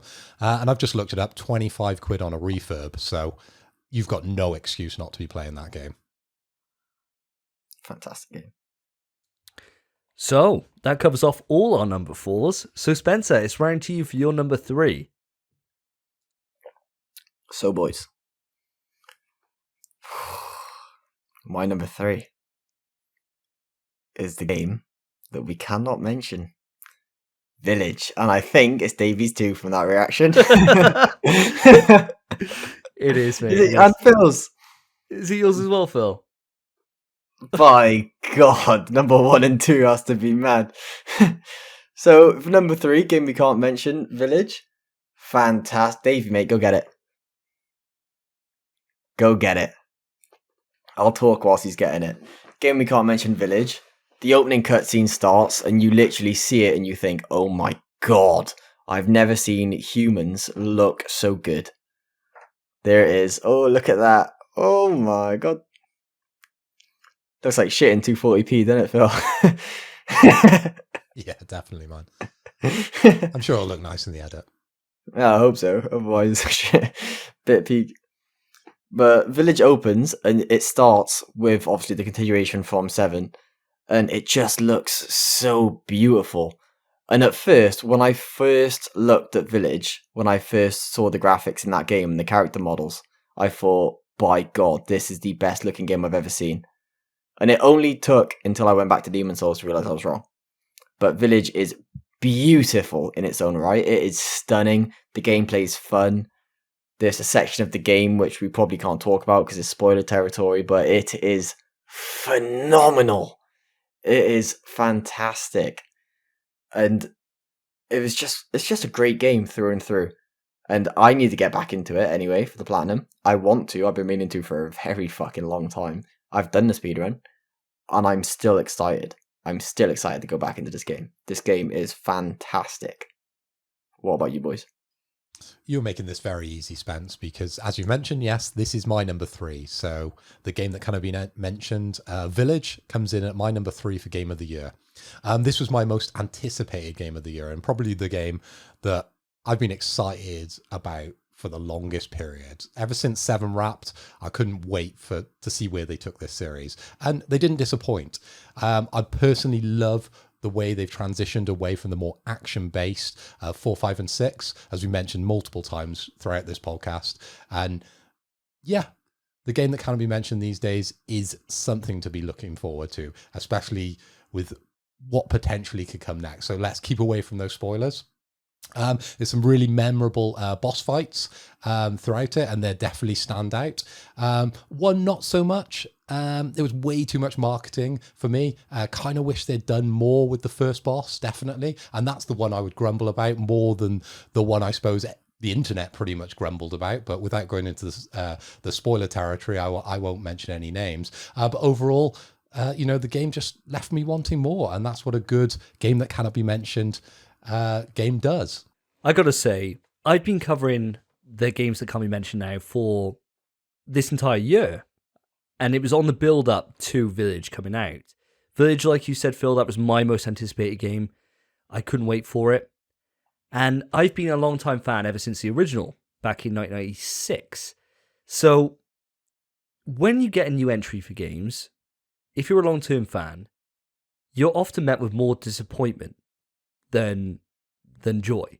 That's generally the case, especially when you've got like such games as the first 3, which to me are just classics. So how do you compare to that? Village blew me away. It blew me away in every single way. I loved 7. I absolutely adored 7. And seeing that there was going to be a merchant in this, I knew it was going to be more based around a combat loop than 7 is, where 7's more classic in terms of managing your resources and managing your ability to be able to survive those encounters and what you take in with you. I knew this game wouldn't be that. But what it does do is it adds so much horror into every single aspect of the game. You walking through a corridor, it's not just filled with enemies for the sake of being filled with enemies like it would be in, say, the 4th entry or the 5th entry or the 6th entry.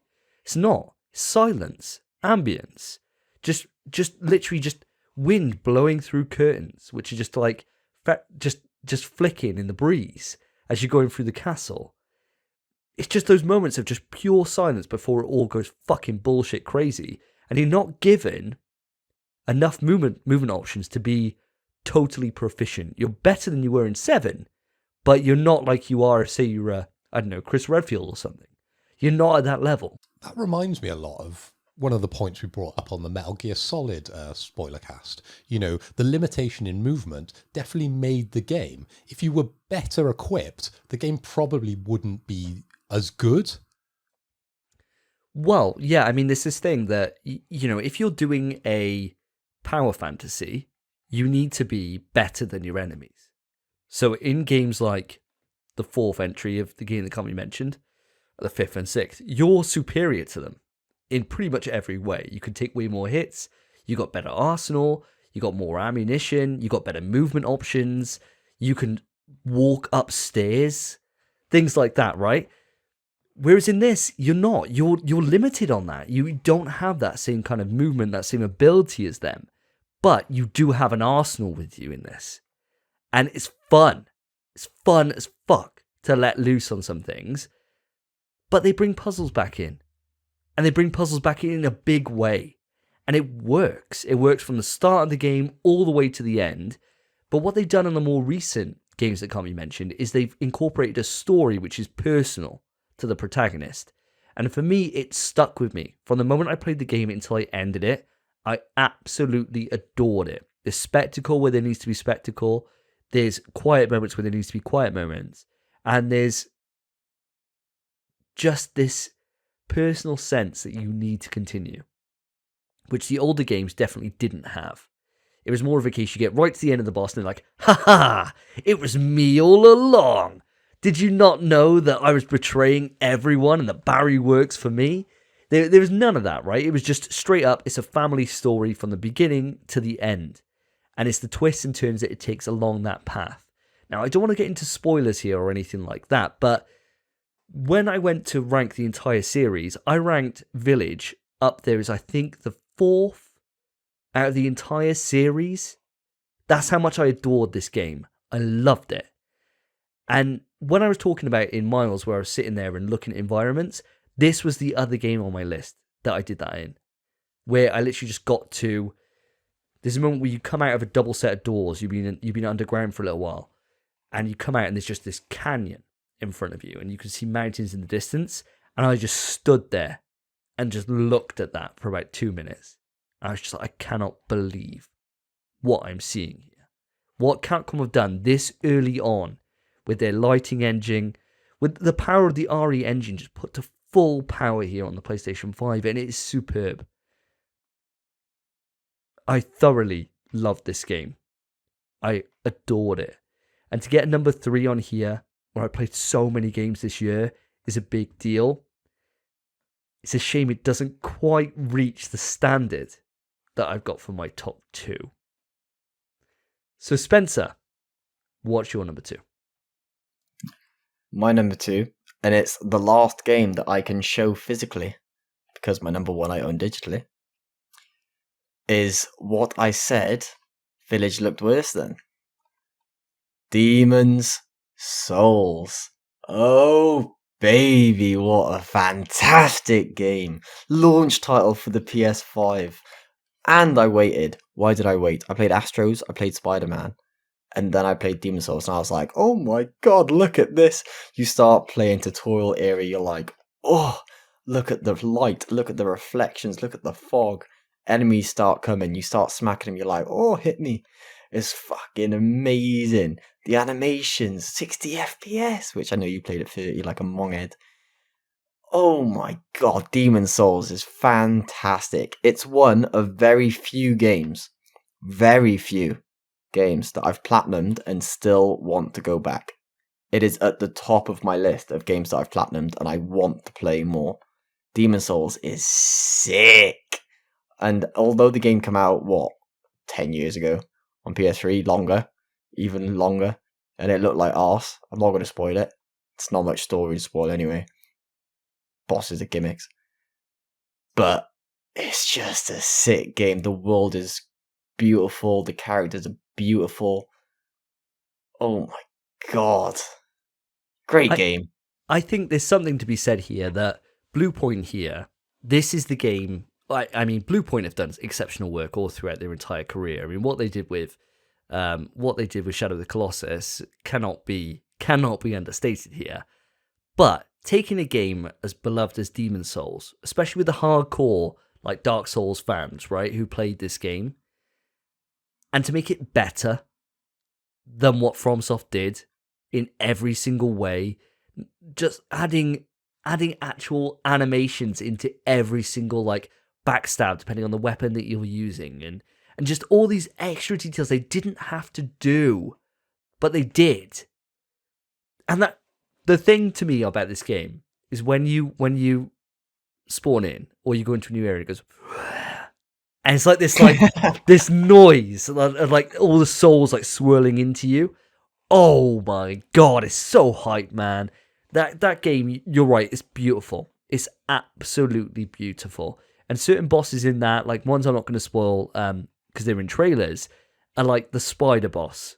When you go in, you see all that fire that is like gulching out all this like oil across the ground and it ignites it. Holy shit. Seeing that in real time, I was like, oh, this is real. This is real. Like, I cannot believe what I'm seeing here. It's this game which has made us to the point where we are probably the most hyped about any studio. It's probably Bluepoint, I imagine. But well, it is for me anyway. And it probably is for you guys. I cannot wait to see what they're working on next. And it's all because of how fucking brilliant this was. Like you said, it's a shame really that a lot of the bosses here, you could see where this is the first one in the Dark Souls kind of entire series. And this is where you can see they kind of cut their teeth. And not all of them work here. A lot of the bosses are a bit shit, to be honest with you. But the ones that do hit really, really strong. It's just a shame that a lot of them are shit.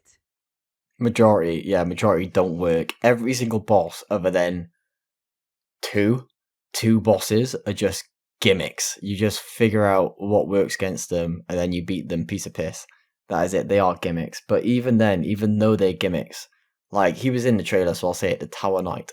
Oh my god, that boss is beautiful. He's huge, fat shield. Slams the shield down and blue flames erupt under the shield and you're like, oh, you don't even want to play. You just want to back up and be like, do it again. Do it again, slam your shield. You run away, you have to like do stuff outside of the boss fight. You have to do other stuff to help benefit the boss fight, make it easier for yourself. I'm not going to say what. But whilst you're doing it, he's like throwing soul arrows at you. You can't even see them. But when you can see them, they're beautiful. But that's not what matters. The sound effects. When you hear him throwing those spells, it just sounds. You can hear perfectly exactly where they are. And they sound so sick. You can hear the impact of the spell. You can tell how powerful it is. You hear it once, you think, fucking hell, I don't want to get hit by that. It's amazing. I never did get hit by it. I quite want to now, actually. Now thinking about it. Can I just say that Bluepoint put so much detail into this. You think about now, we gush about like COD, where it's like trigger implementation. And games, whenever they've got good trigger implementation, like Astros, we always gush about it. Can I just mention, Don't. You and me, we fought a dragon thinking we had to kill it, right? And Bro, we put 50 hours into this game before we knew it had adaptive triggers. we thought for some reason, for a trophy, that we had to kill a dragon that you don't have to kill at all, just in one of the early areas of the game. And he flies over you, and we took out bow and arrow, and our character's a strength build, so bow and arrows are not what we should be using at all. And we spent probably about 2.5 hours, maybe, up on top of this fucking tower, shooting at this dragon as it flew past. Where every now and again, we'd be like, "Oh, we got hit! Let's go!" And most of the time missing. And that's when it occurred to us that the game had adaptive triggers, and they worked brilliantly. So it just goes to show that the sheer amount of detail and time and effort that Blue Point put into this cannot be overstated and cannot be understated either. It's just a superb game. And I totally respect that being this high at your number 2. Well, guys, for my number 2, I've picked Ratchet & Clank: A Rift Apart. It was a tough choice between this and my number 1, but I'm sure you guys have figured out by now what my number 1 is. Ratchet & Clank Rift Apart, for me, is the first true PS5 game. It was a massive showcase of exactly what the PS5 was capable of. And we're talking about a game that came out, 5 months after the release, back in November. It's an exclusive that really demonstrates, what's possible on the PS5 in year one. And I was blown away with the game. I loved it that much that I actually got the platinum in the game, and that's saying a lot for me. The story was really engaging, and it's all the characters that you love and you've enjoyed stories with in all the previous Ratchet and Clanks. And for me, it's a standout, and I really, really enjoyed that game. And if any of our listeners have not played this Ratchet and Clank iteration and are fans of the previous games, this one I would definitely recommend picking up if you've got a PS5. How did you feel they handled it with the alternative versions of characters that we love, like Captain Quark and like the pirate guy? I can never remember his name now, but like the way they did these kind of like alternate reality versions of them.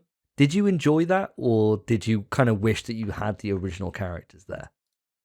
Well, it was quite nice because you did get snippets of the original characters, didn't you, sort of later on in the game. But yeah, it was nice. It was a breath of fresh air, really. And that's what Rifts Apart was all about, wasn't it? Going into different dimensions and sort of seeing an alternate version of Ratchet, with, well, I don't want to give too many spoilers away for the people who haven't got into the game. But yeah, it was a nice addition and something spicy for the game, really, because they've not really done that before. I got to say, this is the first one on this list anyway that all three of us are platinumed. Spence, you platinumed this too, right? Yeah, 100%. You're crazy. Yeah, I thought so. Just checking. And yeah, for me, spoiler alert, it didn't make my list. And the reason why it didn't make my list is solely because I just think with Ratchet and Clank, it just felt too similar to me, to old Ratchet and Clank games, for me to really felt like it stood out. And I think there's one turning point in that game that we spoke about this on the podcast before, but you get to a certain, like halfway through the game maybe, and then it all kind of changes and it ramps up. But that first half I actually found a bit of a slog to get through. And that kind of drags it down a little bit for me to not quite make this list. But I did really enjoy my time with it. And it's certainly one of those exclusives that I think, like you said, does sell the PS5. It looks beautiful. It looks Pixar level, which I know is something that people throw around all the time, but it really does. And it's funny. It's funny as hell. I was cracking up loads throughout the entire game, and it was just a joy to play. It was just one of those games that I know I could put my son on, and he'd have a great time on. And I think anyone of all ages, you'd find something here to really enjoy. And Insomniac, this is again where they showed that probably the best purchase that PlayStation have ever made in the studio. To be able to bang out, 2 games in our top 5 here is within the first year of the PlayStation 5 is just insane, really. Do you have any thoughts on this one, Spence? Yeah, I platinumed it as well. You lent my copy, to be fair, after I platinumed it, and then you platinumed it yourself. Oh yeah, I forgot about that. Yeah, mate. Fantastic game. It is a fantastic game. The more I think about it, the more I'm a bit like surprised it's not on my top 5. But I'm also thinking where I would put it, and I think I preferred playing Astros more than I played Ratchet. So it barely makes it. It would be a HM, but I have other HMs, I think. That game is beautiful. It is amazing to look at, especially when you play in like the 4K 60. Oh my god, it looks so sick. And it's the kind of game as well that kind of teaches you the difference between 30 and 60 FPS, I think. Because I know that was the case for you, Davey, whereas we played Demon's Souls and you were like, it's the same. Yeah. Where it's not, by the way. It's fucking not. It's fine. It's fine in that game. I'm gonna die on this hill. I'm gonna fucking die on this hill. But it's like when we talk about, if we were talking about Forsaken or something, right? I'm quite happy. Forspoken. It's like if we were talking about Forspoken. I'm quite happy going in for a ray tracing 30 mode on that. You know, I'm quite happy with that. I don't need 60. But this game showed me the difference. That kind of middle point where they had that 4K ray tracing 60 was just awesome to me. Bro, I'll tell you, you're on crack. You want 30 FPS instead of 60 on a game, Forspoken, a game with that kind of movement. I mean, not to derail this too much, right? I'd quite happily prefer the visual aspect over the frame rate, but I want that in between where I can kind of have all of it in one go, with the textures dropping down a little bit when it gets a bit hectic, keeping it 60, because 60, you're right, 60's busted. Yeah, attaboy. But back to Ratchet, fantastic game, characters phenomenal. Rivet, Clank, Ratchet, Rivet's little companion. Oh, actually, no. Yeah, Rivet's companion. Fantastic. It's all brilliant. The game's great. Story's fantastic. It's fun to play through and through. You're right. It does peak, or not peak. It does pick up at the halfway point. It does pick up and get a lot better. But then from the halfway point, I find the game just improves on itself. And it's just fantastic from there to finish. And then it's not really dull at the start as well. It is fun anyway. It just goes to a level beyond. But the main thing for this game is that it was a console, like a showcase for the console. But all it did was the rift pulling. And that was it. Whereas games such as like Demon's Souls, Spider-Man, those had instant load times. So other than an animation of pulling the rift towards you, going to a bonfire and traveling, or going to an archstone and traveling in Demon's Souls, is basically the same thing. Just different animation. That's all it was. You get fog for about half a second and you're there. Which to me was way more impressive than Ratchet. But obviously Demon's Souls couldn't have been on another platform as well, because it's the same kind of tech.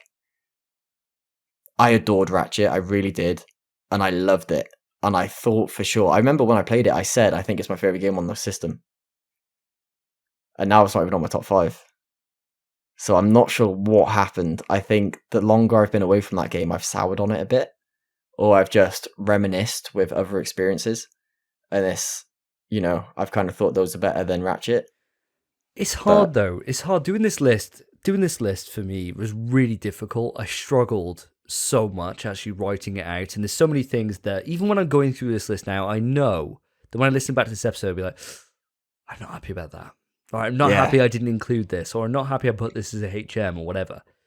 But it's the way it is. And it's how you feel kind of... I debated with myself back and forth loads. Unfortunately for me, Ratchet didn't feature on my list ever. I remember when we first spoke about it, I put it as like an 8. I really enjoyed my time with it, but I didn't feel there was anything stand out to me. But I can 100% see why you'd have it this high, Phil. And I fully respect that opinion. Bro, all the listeners are like, where's Bug Snacks? Bug Snacks, mate. I feel like Bug Snacks has been robbed because Bug Snacks, man. You and me messaging in private in our Facebook Messenger, and you said, "Yo, I'm thinking about including Bug Snacks." I was like, me." Yeah, I couldn't believe you agreed. It was so close. It was so close to making my top 5. You have no idea. The more I think about that game, I think it was that last trailer. That trailer we saw where it just had that music, and I was like, God, I love this game. Aisle of Big Snacks, mate. Yeah. Yeah. Literally. Just the music. I'm just like, yeah, I'm in. Get me in. Get me in. Get me fucking in this. I can't wait, man. I can't fucking wait for that. Wait for fucking Game of the Year watch next year. We're talking about all the big snacks. It's gonna feature. I'm telling you. I'm fucking telling you. So moving it on to my number 2. My number 2 is Life is Strange: True Colors. I love Life is Strange. The first game is some of the best storytelling that I can think of, actually, in a video game. I adored it. And it blew my mind because I came to it really late compared to most players. And it just sunk its teeth into me. And sure, Life is Strange original looks like shit. It looked really bad. There's a remaster coming out this year in 2022, which I'm definitely going to be diving into. Definitely going to be playing it through again. I cannot wait to re-experience that game again. And I played Life is Strange 2 earlier on this year, and I was treated to an experience that didn't meet my expectation. And I was gutted. It didn't hit for me. The story didn't hit.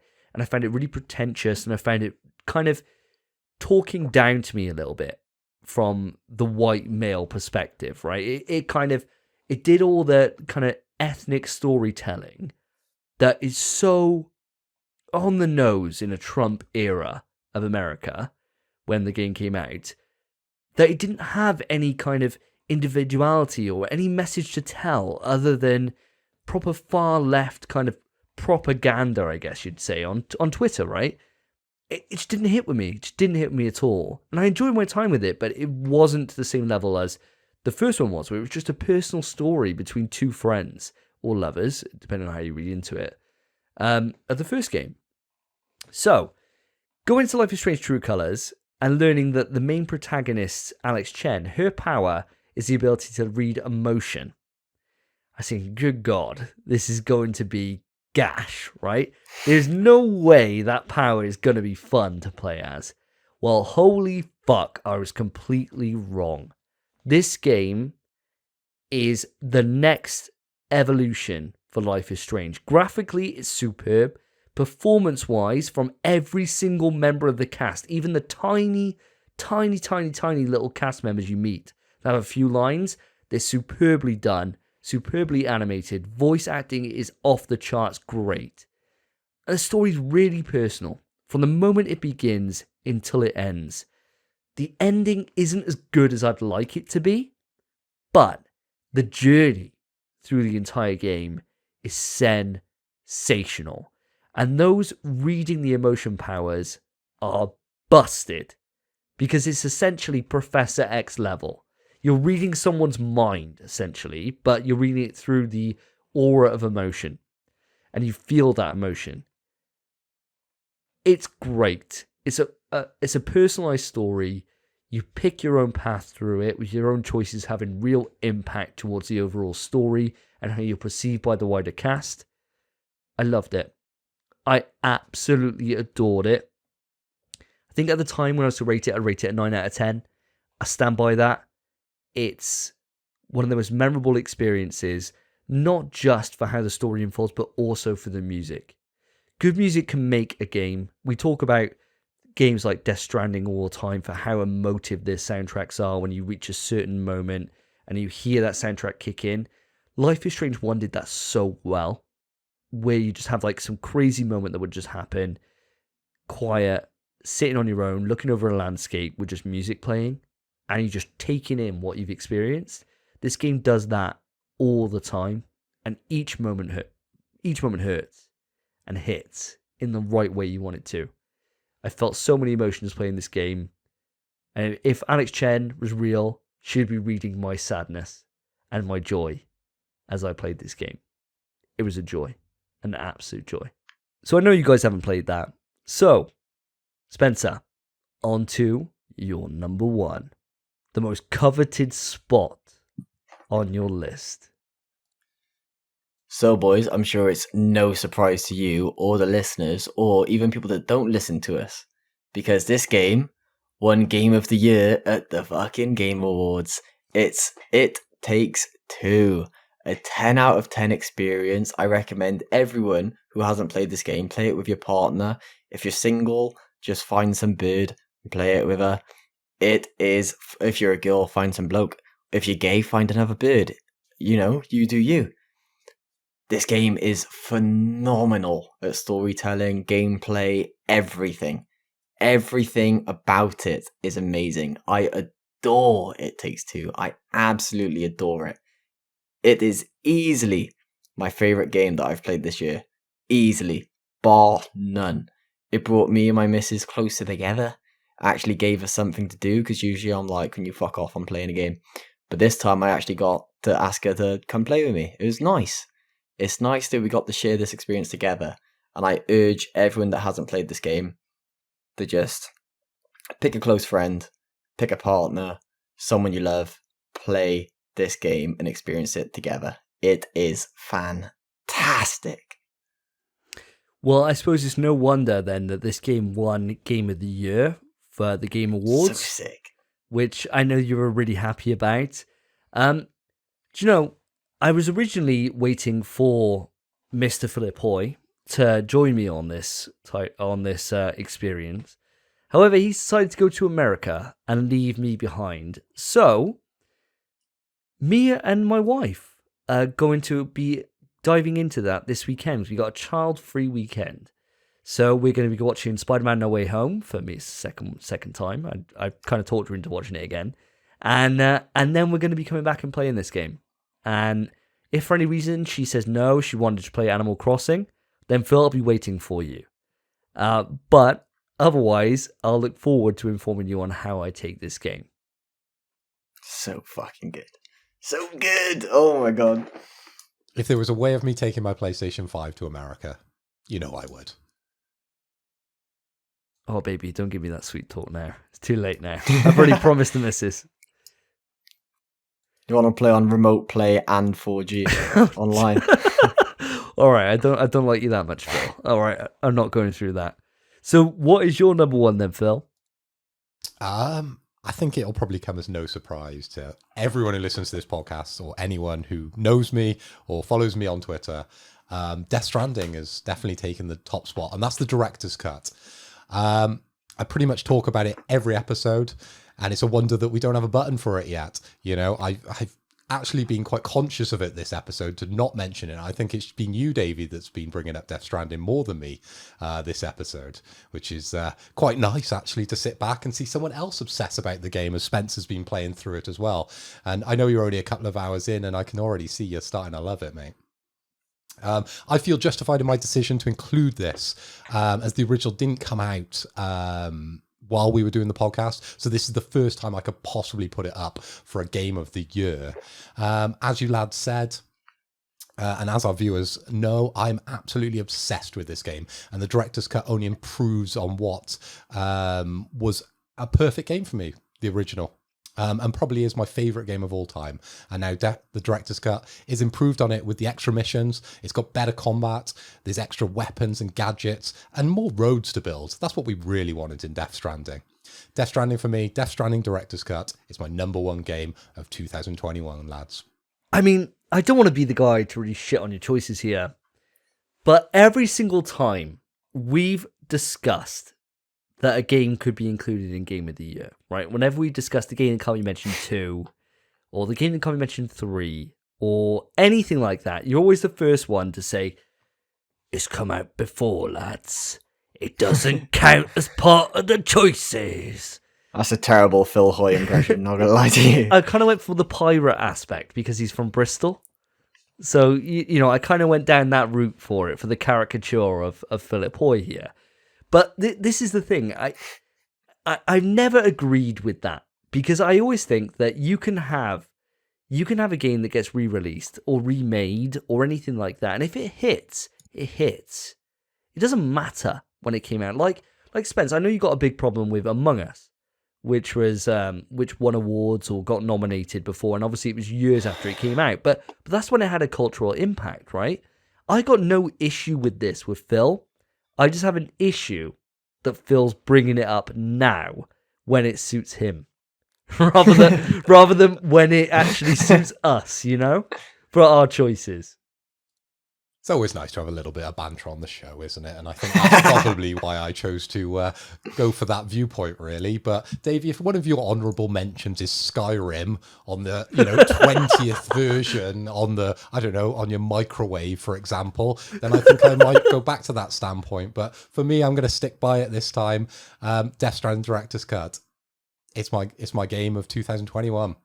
Fair. I can't fault it. It's a fantastic game. Obviously, I haven't got round to the director's cut content. I completed the game.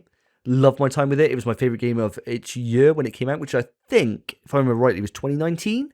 Yeah, it came out on the 8th of November, 2019. And I loved it. It was actually the first game that I ever did a review for on my YouTube channel. It's the thing that made me want to go into game reviews. That's how much I loved it so much that nobody was talking about it, and I was really underwhelmed by the public, actually, and how they hadn't taken to this game to the same extent that you and me had, Phil. And it's great that we got this podcast now. We can talk about it incessantly to the point where I think you're right. We're probably going to have to put a button in at some point because it is getting more excessive than the game that can't be mentioned, especially these days. But I thoroughly respect it. I respect your choice, and Christ, if it's anywhere near as good with this additional content as the original game was, it's a better game than any of the games that I've included on my list, without a doubt. Because as good as this year is, these games aren't a patch on last year, in my opinion. Last year was phenomenal, and 2019 was a good year too. So, yeah, if I had played it, it probably would be my number one too. But my number one, as no surprise to anyone, the best game by a fucking landslide, the game that I've been championing since its release, Returnal. Housemarque did it. They blew the fucking doors off. They gave me the best gameplay experience that I have had on the PlayStation 5. Combat, from the start to the finish of this game, is challenging, it's inventive, it's original, and it's just superb. Infinitely replayable, to the point where I've been saying to Only Spence earlier on this week, I might just reinstall Returnal, and just play through and just try and do a perfect run. Try and do it without getting hit, or try and do it without dying. I just fucking love it. I love it. I got the platinum, and in terms of games that drive you insane for a platinum, there hasn't been one other game that did it as hard to me as Returnal did. Returnal beat me down. Going for the platinum on this game was hell. It was actually hell. Running the same biome over and over and over and over and over again for 2 weeks straight, running one biome, 3 hours a night, 2 weeks. Fucking hell. Why would I do that, you ask? Well, because it's my number one game of the generation. It's my number one game of the year, and it's going to take something really fantastic to beat it for me. Because, sure, I don't understand a fucking thing that happened in that story. Nothing, right? The mid-credit scene on this game will fucking haunt me forever. It is incredible. Absolutely incredible. Sure, I don't know the ending. I don't know what the fuck it means. No idea. But I was invested. And to have that through being told just through the occasional cutscene, the occasional walk through a house, and the rest of it being audio logs. Beautiful. Beautiful. And to use the adaptive triggers in a way that hasn't been done really in the same level. Sure, Ratchet kind of copied a bit of it, but it wasn't done to the same level as Returnal did it. And Returnal did it so well. Spence, I know you completed this game. Do you have any thoughts on Returnal? I desperately want to platinum this game. I still have it installed, in fact. Ever since I played it, I've never deleted it because I did adore this game. It's just shy of my top 5. Just because I suppose I haven't gone back to it. And I feel like if I loved it that much, I would have by now. I would have got the platinum. But the beauty of this game, right? This is the thing that I think is so ingenious of Housemarque. Is that if the game didn't sell well, the ending's fine. And they don't need to make another. Whereas if the game did sell well, the ending's fine. And they can make another. Because, is it a cliffhanger? Does it end? We don't know. They could just be like, oh yeah, we set it up perfectly for Returnal 2. We'd be like, did you? When? Sure, yeah, I suppose you did. Yeah, I know how it ends.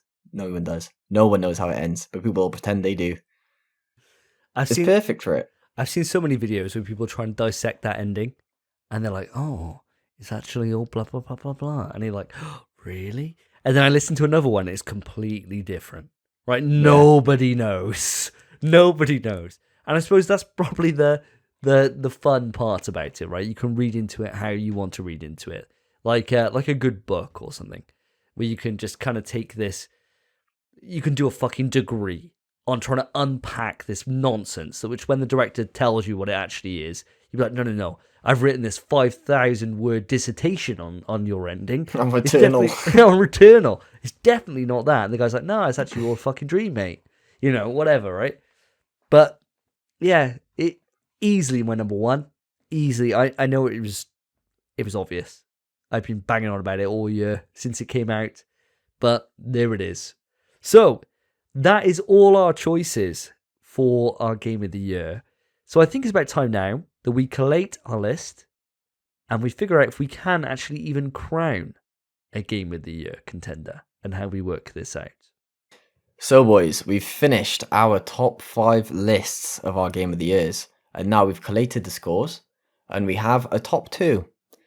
They're the only 2 games that featured on all 3 of our lists, meaning number 1 is The Game We Can't Mention Village, and number 2 is Marvel Spider-Man Miles Morales.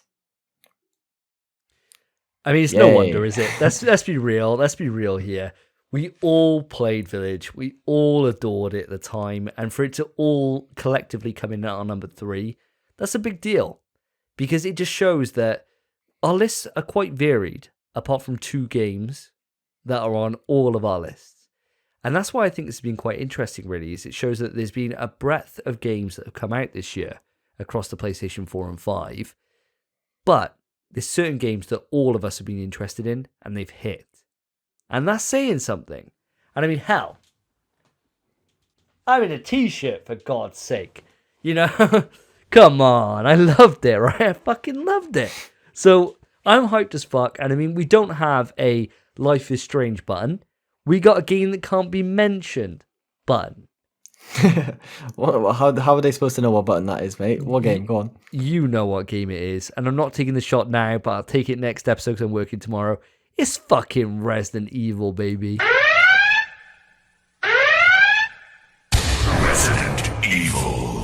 Resident Evil Village is a superb game. Super hyped that's actually made our number 1. I didn't actually think it would do. I'm not sure why. I thought there might be something else that we all had in common.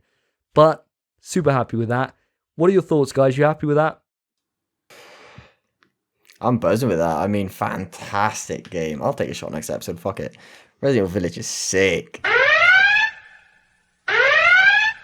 Resident Evil.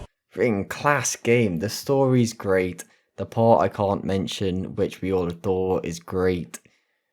It's just fantastic. It just blends 7 and the original trilogy together so well. It's just, I could gush about that game for a long time. Well, I mean, we should do a spoiler cast, but obviously. maybe. If you guys want us to do a spoiler cast on it, let us know. You know where to write in. Phil, what about you? Any closing remarks on this before I move it on to a couple of other things?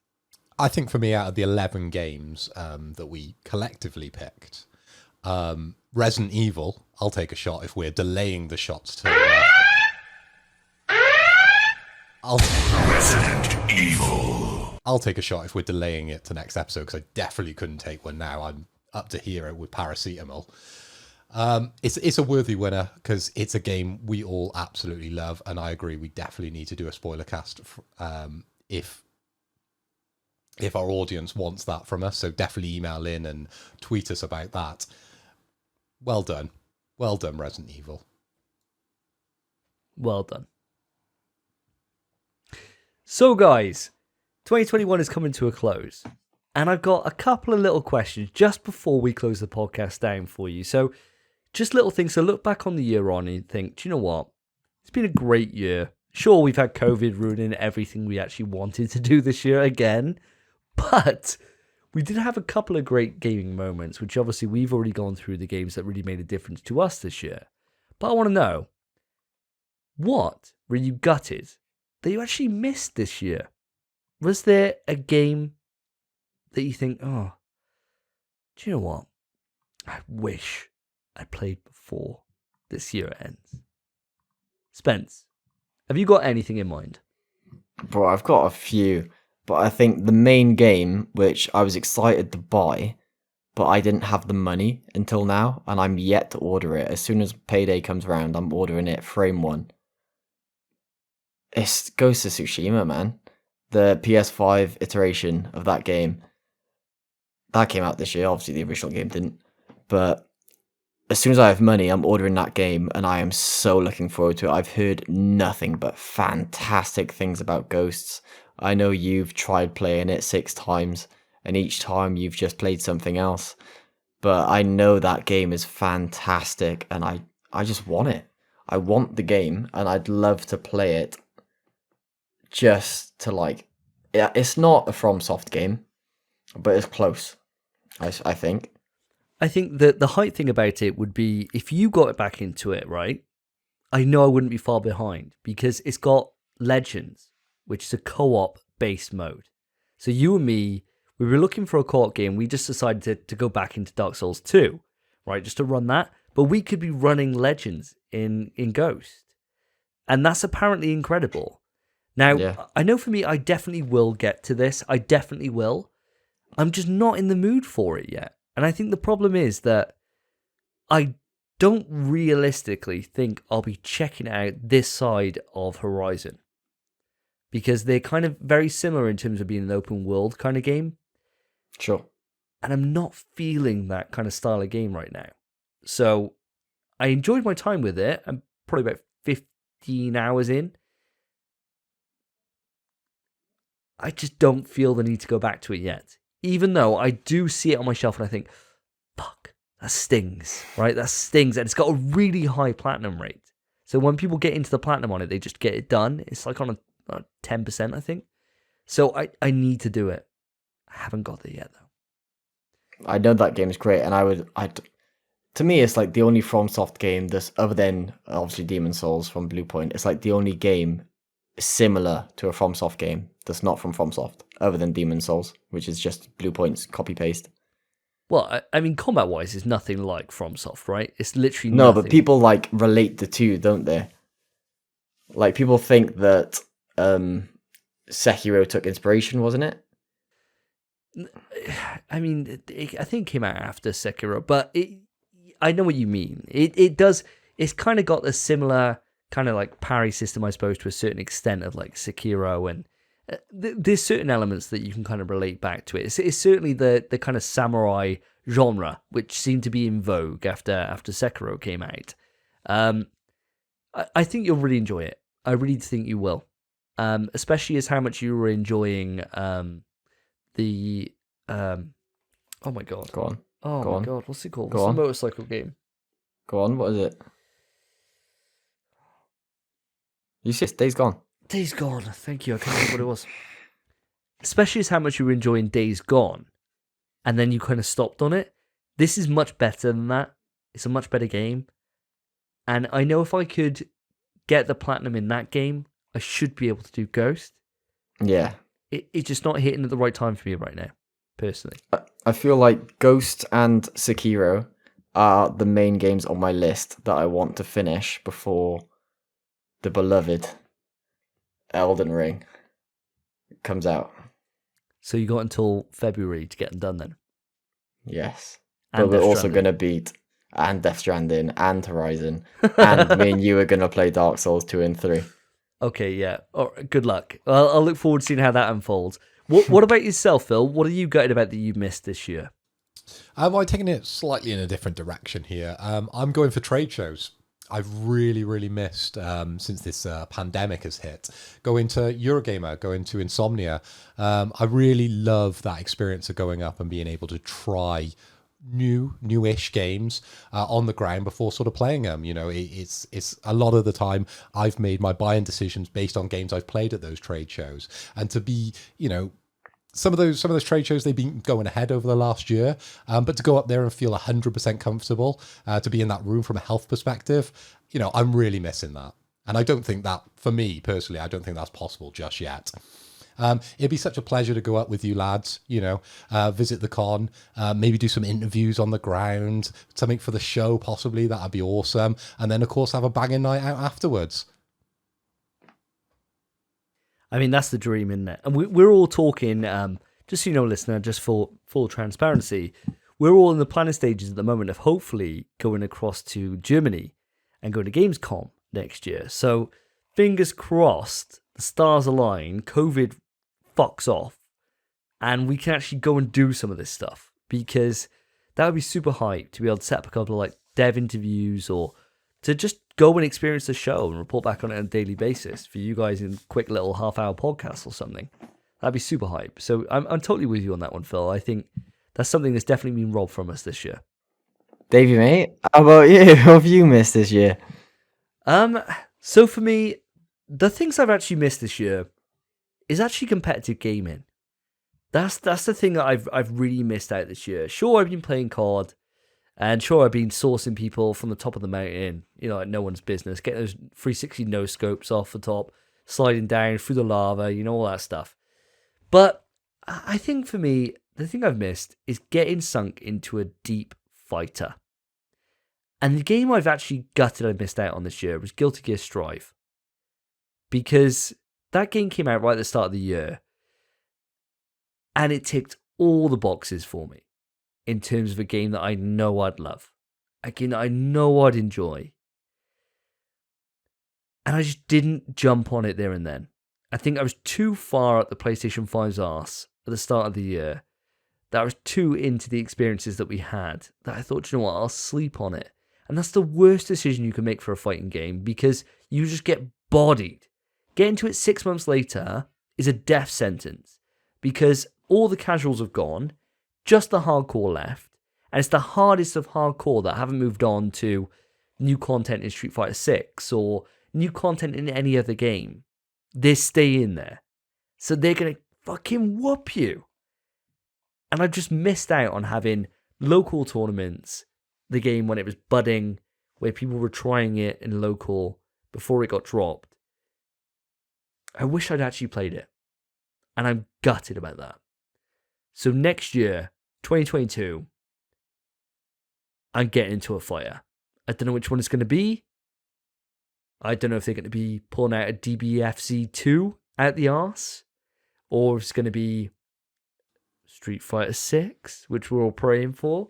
Whatever it is, I'm getting back into a fighter next year, and I'm going to sweat one, and I'm looking forward to doing it. Could be the next King of Fighters. I think that'll be out early next year.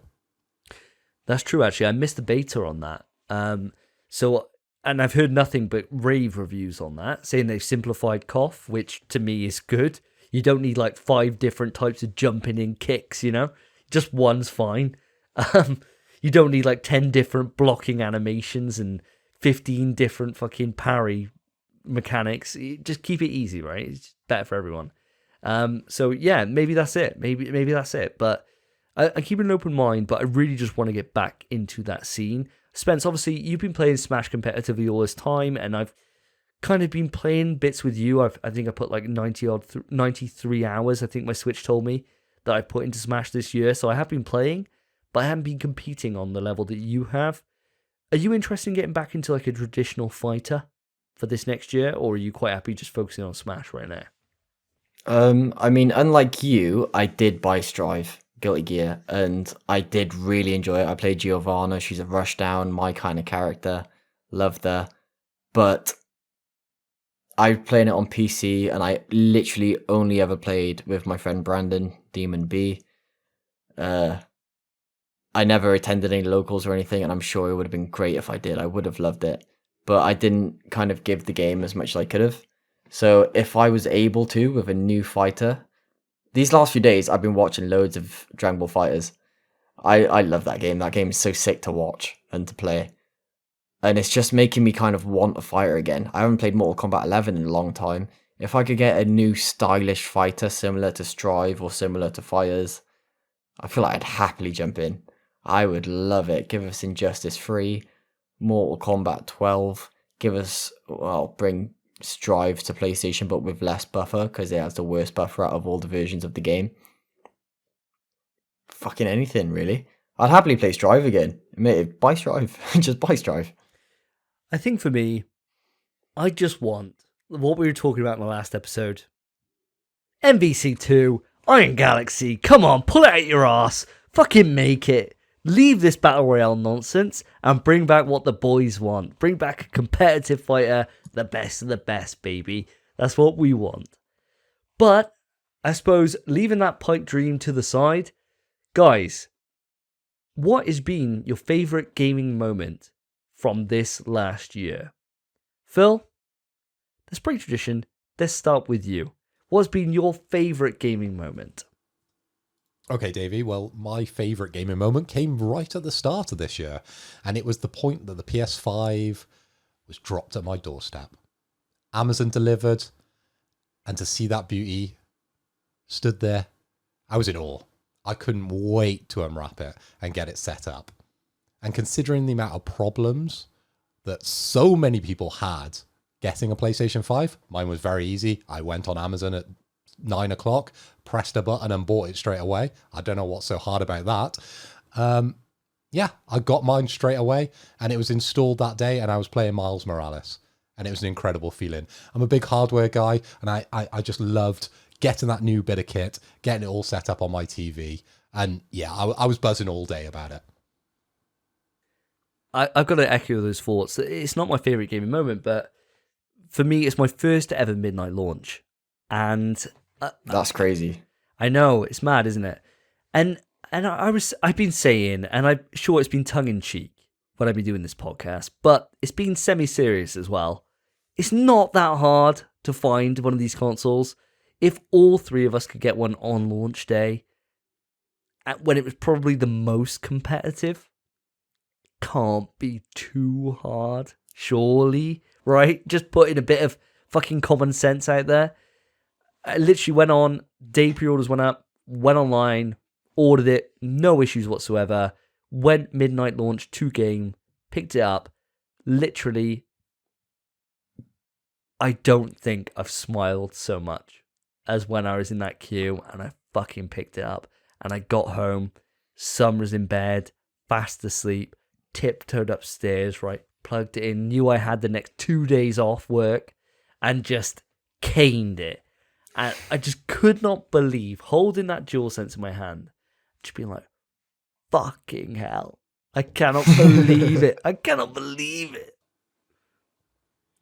And you're forgetting, Davey, you know, part of why we started this podcast was that we could go through this process together. So my favorite gaming moment isn't just getting the PS5, it's starting this podcast with you lads.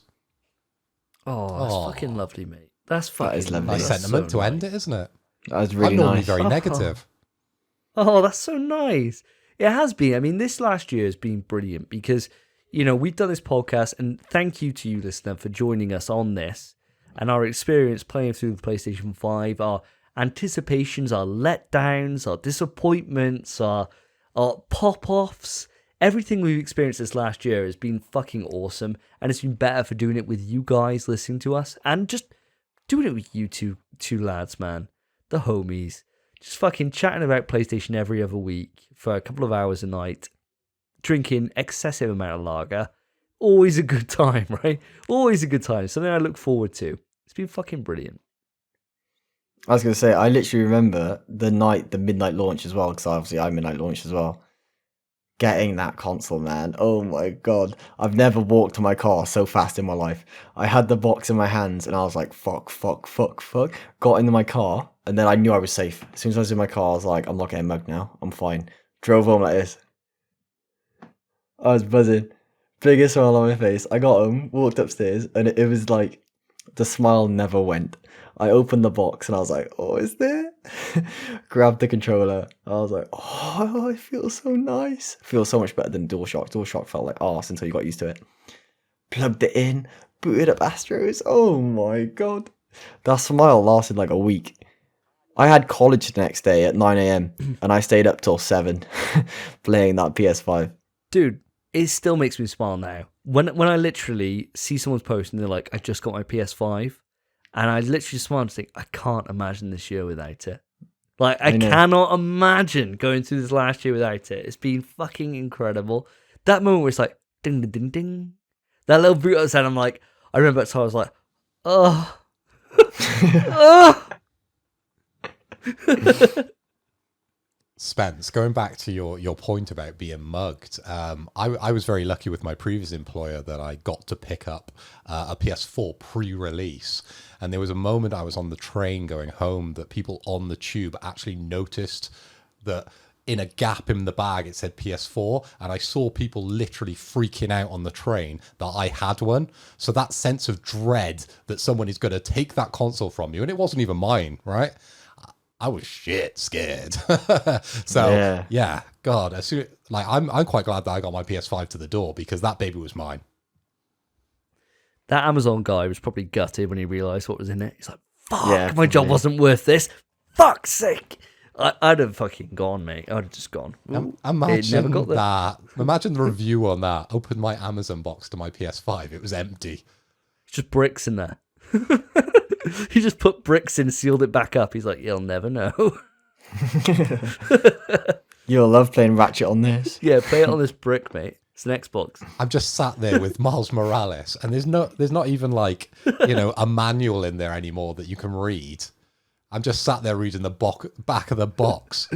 Of course, because we got our games early, didn't we? Because the US launch, the game came out worldwide, and the US On the launch. 12th, so yeah. we had it a week before the fucking game before the console came out, didn't we? I remember that. Oh Bro, my I'll God. tell you, I read the back of my Demon Souls box so many times before Covered. I actually got to play it. Cover to cover, baby. Every single Cover to word. cover. I swapped the art because it has the inside, it has the reversible cover. I swapped it back because I thought, actually, you know what, I don't like it as much. And then when I got my PlayStation, I swapped it back. I was like, actually, yeah, sick. Oh dear, that's a great memory. That's a fucking great memory. My favorite gaming moment from this year is actually, I didn't think about it, nowhere near on the same level as that, right? But it meant a lot to me. It was beating Dead Ops Arcade 2 on I knew you'd on fucking Cold say War. that. I knew. It As soon was as you said it was an achievement, I knew that was it. I kind of feel a bit cheated now, mate, right? So I said, getting the PS5 and starting the podcast with you guys. You're like, oh, I got my, 94th trophy. oh my god, I tell you what, I've never had a game beat me down to the point where I thought I'm never going to get it, right? I'm not good enough. I'm not good enough. And then they say, we patched it, boys. We patched it so you can pick up your progress where you left it. And I remember as soon as that patch note came out, I messaged Spence. It's like, it's on. We're doing this now. We're fucking doing this. And lo and behold, 2 days later, we've both done it. Spence did it before me. Sure. Do you remember, mate? You told me about the patch, and I think I was like, yo, let's fucking go. And then that night you came online, you're like, yo, you doing it? I was like, bro, I'm on round 60. I was like, I'm 4 rounds away from getting it, bro. And it's always the benchmark now that when we're in a shit platinum, we think back to that. We think back to that Yeah. experience, and that's what pushes us through for these platinums now. So I owe that platinum a lot. I mean, it's my first 0.1, and it's all fucking COD Cold War, right? Out of all the games I've platinum, COD Cold War is coming up my favourite game moment of the year, just for getting that obscene trophy that was so hard. That I literally broke down over it. It was so difficult. But it just, that feeling of elation, fucking getting it, and the fucking 0.1 pop in. I'm deleting that game. And then just straight deleting it, because I'm done with multiplayer by then. Fucking binning it right off and chucking it on the shelf, never to be looked at again. It's a great feeling. Fucking fantastic feeling. So that has been my monumental memory. Spence, why don't you close this off, bro? So my favorite moment, the cum magnet. Basically, in It Takes Two, you have 2 characters, the husband and the wife. The husband is called Cody, and the wife is called May. And when the magnet, they both have half on their back, and I'm sure they did it intentionally. They must have done, because it's so funny and so obvious. I don't think anyone else in the world has ever seen it, not gonna lie. I think it's just me. Because it's at like 20 frames in a 60 FPS game, you get to see this. It's less than half a second. And I saw it, and I twigged immediately and started pissing myself. Cody has the letter C on his half of the magnet, and May has the letter M on her half of the magnet. And when they come together, there's a C, an M, and the magnet is shaped like a U. So it just says come. That's all it is. It just says come. And immediately I started laughing. I was playing it with my missus, wetting myself, thinking, speaking of wetting myself, pissing myself laughing, thinking this is so funny. Georgia, my missus, obviously didn't see it because it was a fraction of a second. I don't even know how I saw it in time. If you watch the video, it's so fast. It's impressive. I start laughing and she goes, "Why are you laughing? What's so funny?" She starts laughing just because I'm laughing. And I save the video, rewind it back, and I show her what I saw. And it's just it saying come. That is it. But it was so funny that my missus, whilst we were playing, wet the bed. She pissed herself on my bed. And that is my favourite gaming moment of this year. And it's also a title of a previous episode of our podcast as well. Wet in the bed. It is. Man. Nothing has ever brought us closer together than the cum magnet. What a fitting way to end episode 33. Listeners, I hope you've really enjoyed this episode of In PS We Trust, the final one of 2021. I look forward to seeing all of you in 2022. Remember, there's one way that you can support the show, the best way, and that is to leave a review. So if you're on Apple or now on Spotify, make sure to hit the 3 dots, put a 5-star rating if you enjoyed us. If not, put whatever star you want to. And that really helps us get found by new listeners. I'd really, really appreciate that. Of course, you can join us on the Reddit. The URL will be in the description. It's free and very simple to join if you haven't used Reddit before. I post out about every show, and there's always opportunity for you to sort of join in the conversation there on the page. And of course, listeners or watchers, up to you, depends what you do. You can reach out to us on Twitter at InPSWeTrust or any of our individual Twitter accounts, Spenpie_, SSJ Davy, Phil Hoy. Quite simple, other than mine, it's got an underscore in it. But if that's too complex for you, then I don't know what you're doing. They will be in the description below. And remember, if you want to take part in the show, tell us what your favourite gaming moment of the year was, or what your favourite game of the year actually is. Is it Village, like it is with us, or is it something else? Write into the email, pswetrust@gmail.com. This has been In PS We Trust, a PlayStation podcast, episode 33. I've been Davey. I've been Phil. And I've been Spencer. Take care, guys. Peace. In PS We Trust is hosted by Davey, Phil, and Spencer. You can write into the show via our email, pswetrust@gmail.com. Our Twitter is @InPSWeTrust. To find each of us online, follow our Twitters, @SSJDavy, @PhilipHoy, @SpenPie_. Thank you for listening. Take care of yourselves, take care of each other. See ya.